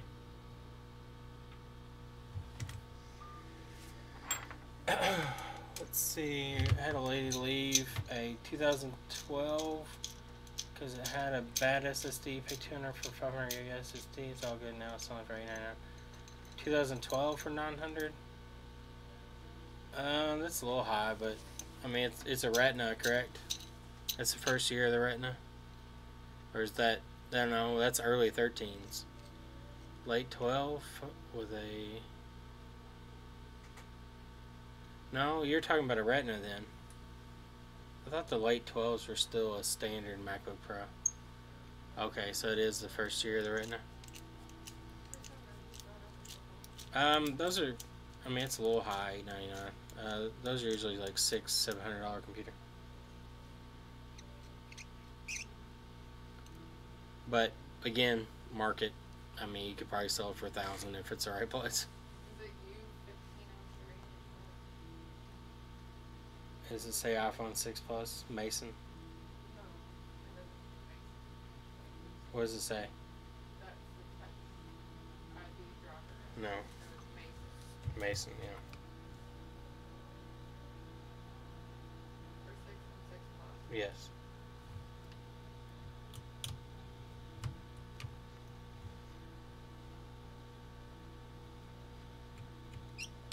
Not the Reballing. Get new. Is she ordering from Centrix? Yeah. She is. Anthony's going to tell us something. He's about to say, don't do it. I give them to you for free. I got a bunch. I put the wrong screw in. Damn it. Maybe one. 10. Okay.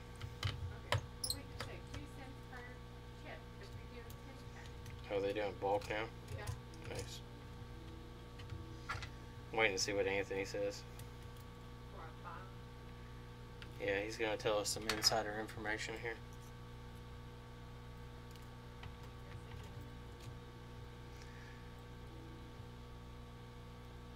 Centrix won't load for me. I was going to link her Touch IC on Facebook. We'll link it to her. She's on Facebook. Send it, fool! I don't know. Do you want us to send you something, or are you sending her something? I need to get some lines for the paint. Because it's so difficult. Gotta be drunk to paint.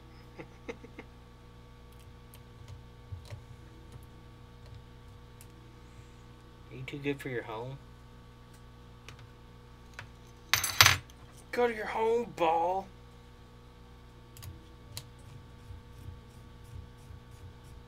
That is not the right screw. Who put that in there?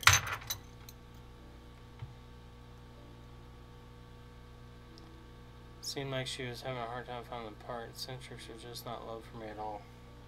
They've changed the, like, now if you go to just the, like, just iPhone 6 core components. I know it has that it has picture. That thing and you have to pick the freaking component on a board. And I It's just, good. You can learn your boards. Yeah, but it takes me forever when I'm trying to put an order in before my time runs out. Yeah. And I just type it in. But then it brings up every possible thing that says touch it. Fuck my life. What else did you need from there?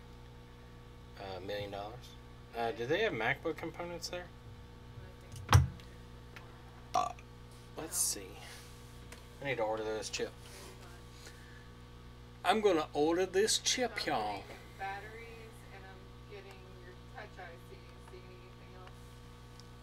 The Stylo Plus thing. Yeah, and the Apple Watch screen. I already got the one. Let's look at what's this chip. Stylo 2 Plus or 3 Plus? 6808N. 3 Plus. Right. Stylo. Brand new QFN 40 pin Oh, cool. Power They're out. IC. Anywhere from $9. They're out of Stylo 3 Plus. Oh, that's good. Awesome. Add to my existing order and enter cash. FDFM 6808. Where are these coming from? Please don't say China. Please don't. Oh, New York. Alright, cool. How many? Lot of. We'll go ahead and buy 5 of these. Did you quote this person? Buy it now. Yes. How much? $100. Just $100. Yeah. The screen's only 40 bucks, isn't it? Oh, that? The Stylo Plus. No, this. I don't remember what I quoted on it. 100 and something. Shipping options. Guaranteed by Monday or shipped by Monday. Choices. Anthony, should I pay $8 more to get it on Monday or get it on Monday? Do you want? What's the difference? Wait, Lewis just takes as long to ship them. Let me see. Lewis's shipping time, the handling part is what takes forever. Shipping is usually pretty good, but sometimes they take a while to ship out. you needed a screen, right? Or a battery. That's for CPU. I have those ordered from TCRS. Alright, I'll order them from you. You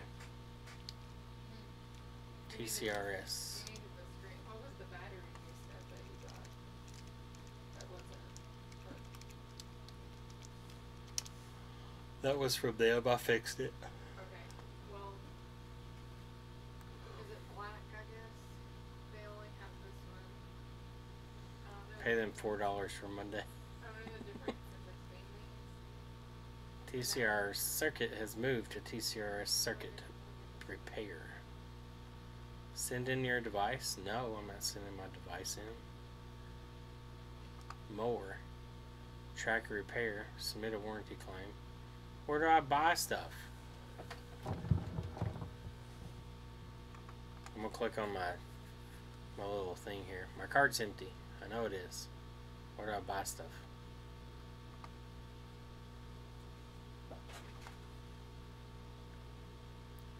You're not helping me here, TCRS. I don't know where to buy things. I was gonna buy like 5 of them. That way I had them in stock.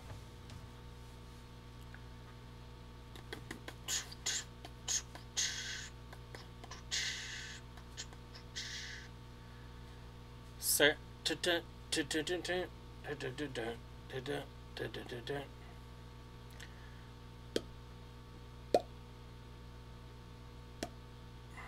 What's in the order? Which order, Aaron? What's going on? Don't think he has a cart. He does have a cart. I clicked on it. There's a search option for products. Let's search products here. 6808.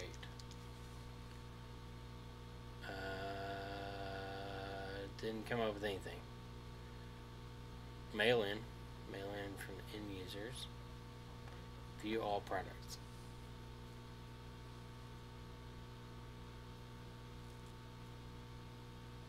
Stuff. Tim, do you sell components on your page or just repairs? We just have repairs on here. Oh my god, I'm buying this. Look at this, guys. Tim, I'm buying this from you. I'm buying test for $1. I just added it to our other order. What? That sallow Okay. thing. Everybody go to Tim's website and buy a test for $1. Sallow 3 I don't know what he's testing.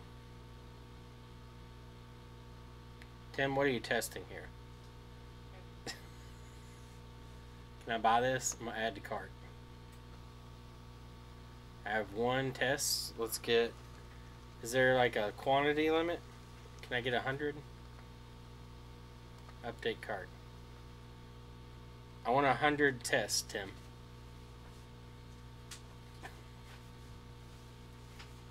Actually, I'm going to pay... How much do you want for... what's shipping time? Do you know how much like 2-day shipping would be? To Kentucky? Where's he at? California. It's usually around $7. Small package. Well, yeah, priority is like $7.20.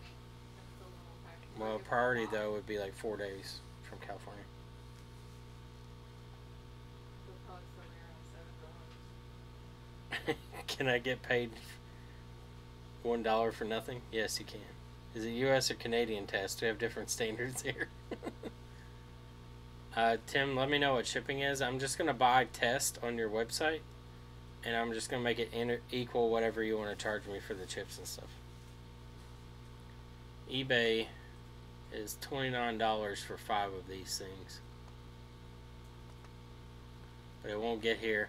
Here's the shipping options.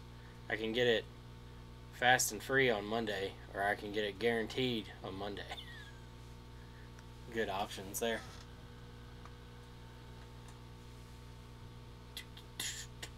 You can get 1 for $10 or $9, or you can get 5 for $29 or 10 for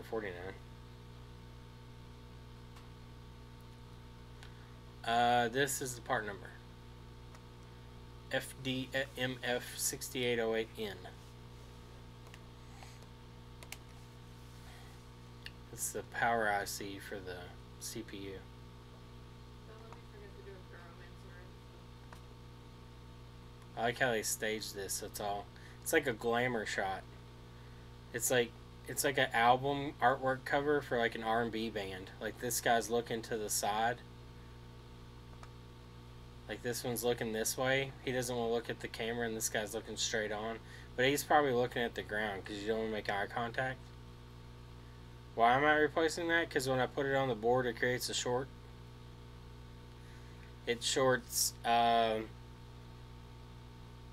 PP bus G3 hot straight to the CPU, and I don't want that.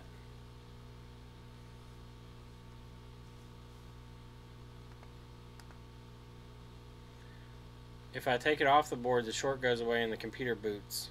If I put it on the board, it shorts the CPU to ground. Well, not ground. It pulls PP bus G3 hot low, like 0.6 volts. CPU is not dead. We already tested it. Yeah, already tested it. It works. I thought it would be dead too, but it works.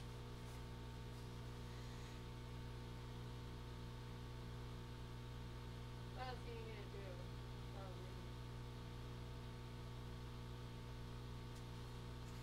do? No, it's a 00160 something. 820. You have them? Okay. I mean, if you don't want to sell any, I'm not telling you to.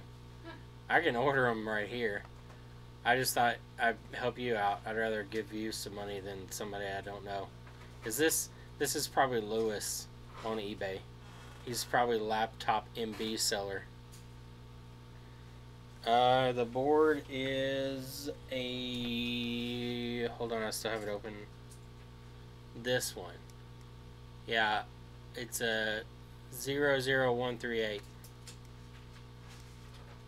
So this guy right here. Like if I put this one on, this would be shorted to PP bus G3 hot. If I take this one off, these two are good and CPU boots up. But if I put this one on, it all goes to hell. And I've redone it several times, making sure, like, I put the least amount of solder I thought it could work with on there, and it still shows short. That's L2, don't buy. If you got 5 you can spare, I'd buy them.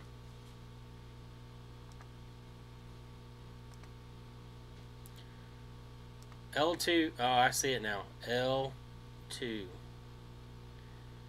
It's still an RBM. It's an R&B cover right here. I wish I could draw on my screen. I put like power to CPU. Let me give you that juice, baby. That's the name of the album. You have 3 left. You're gonna force me to buy from these people, Tim. Okay. Let's go over here to Lewis's website and see how much they are. Are you gonna bring the stuff from Micah to the house, or are you gonna upload it in the car? Which one?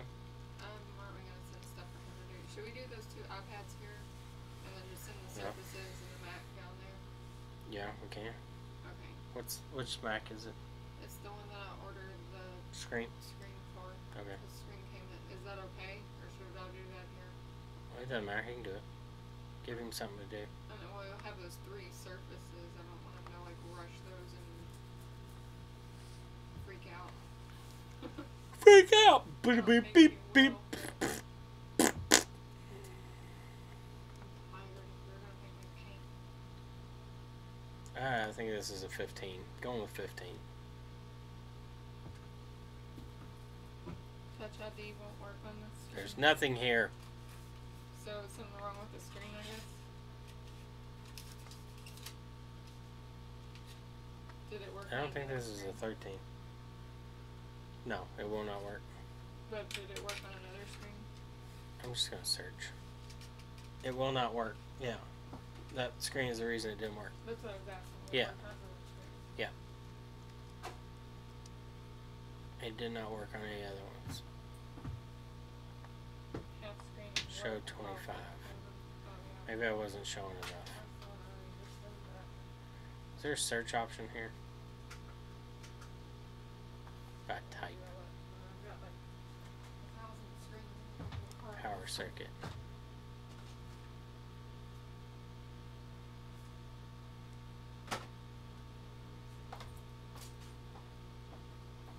I can buy a black cat.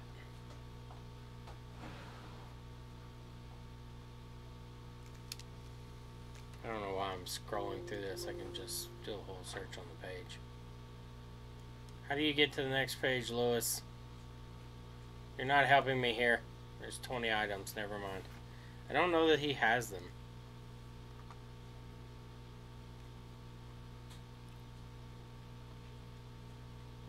Lewis won't have these? Well, I'm buying from L2 then. I don't know what else to do here, guys. I've got to go to the enemy. I'm doing it.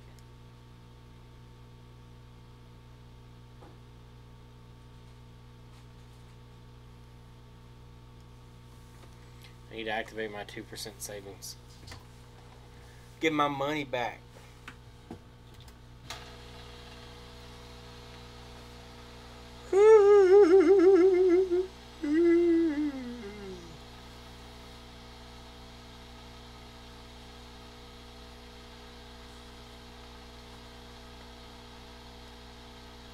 Go away, Nat.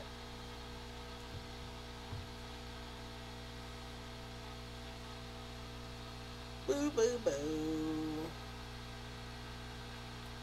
Anthony, which one do I click? Chris Long, the trader. I have to be the trader. I need chips, bro. I gotta get my fix. Need that stuff. Tie it off and give it to me. Anthony, do you want to pay $7.45 to get them the same day? As they would get there free. Okay. Guaranteed Monday. Done. Confirm.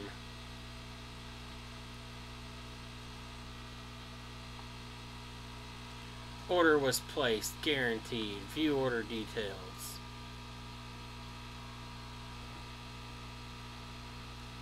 Printer friendly. Print page. Alrighty.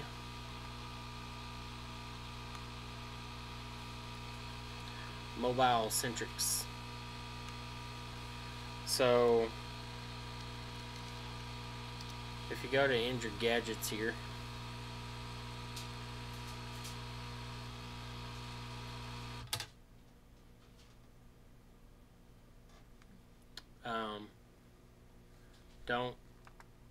don't buy this. Learn how to test TriStar, please. This doesn't always work. Literally, you can go over here and buy, where is it? Testing cables. I don't even know what it's under. Let's do testing cables. Maybe it's under testing cables. Literally, go buy. Oh, they're not there either. Tools. I wonder if my picture will be in here. Get yourself a tool. Weehaw. That's a big weehaw set right there. What exactly are you undoing that you need 50 of them?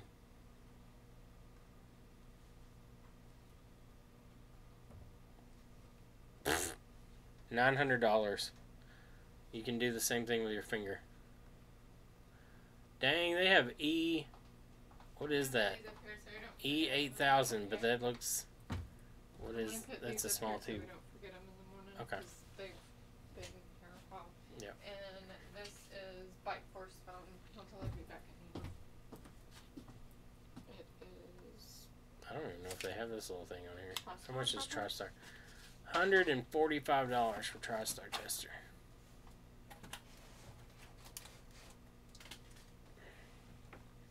They don't even have this board on here. Let's go to eBay real quick. It is a very small tube.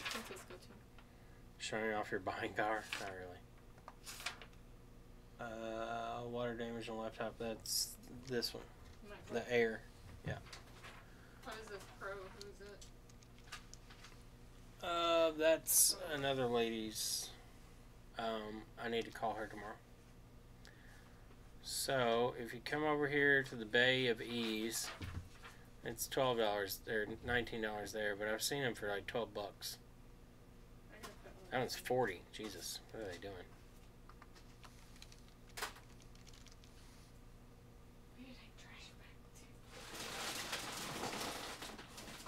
$15. Well, they may have gone up a little bit. $15 though. It's probably coming from China. Let's see. Yep, from China. Slow boat from China. If you want to buy the US, looks like you gotta spend a little more. If you buy one of these guys, literally you can test TriStar with them. You plug into the USB port here. You plug this side into your DC power supply. You give it 5 volts, and then you plug in your good Apple cable to this, to the phone. Unhook your battery, and ta-da! If it pulls current and the screen lights up with an Apple logo, TriStar is working. If it doesn't, and you know your charge port's good, check your voltage on BCC main. If it is 4.2 volts or close to that, or 3.8 or whatever it is, then TriStar's bad. It's 100% guaranteed. I've never had it lie to me. It's a really good diagnostic tool, and it costs less than $20. Oh, look at Anthony being handy.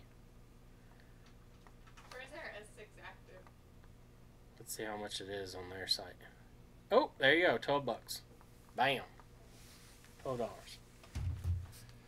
there S6 active like in the basket, or where'd you do with it? Which one? The S6 active, did the kid bring it back? Yeah, the SIM tray broke when I pulled it out. I gotta get it out of there and order another one. Okay, but we haven't done it. Alright, so guys, that's gonna end stream. This has drug on for a while. I'm sure nobody will watch this video because it's like fucking 4 hours. I'm not watching that shit. Just Anyway. cut off and start it over. Yeah, cut off the video or skip. That's why they have the little bar at the bottom. You can skip through if you didn't like what you were watching. But we do appreciate you watching in general. I'm going to go home and paint some walls. Fun times. And I will see you all hopefully sometime this week, if not next week for sure. Guaranteed. But thanks for watching, guys. Appreciate you all sticking around, and I hope you learned something. Bye, Anthony. And Ashley And said everyone bye, and everybody else. She likes Anthony more than you all, just so you all know. He talks to me.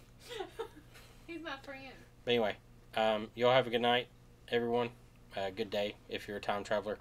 And I will see you all sometime, hopefully this week. Later.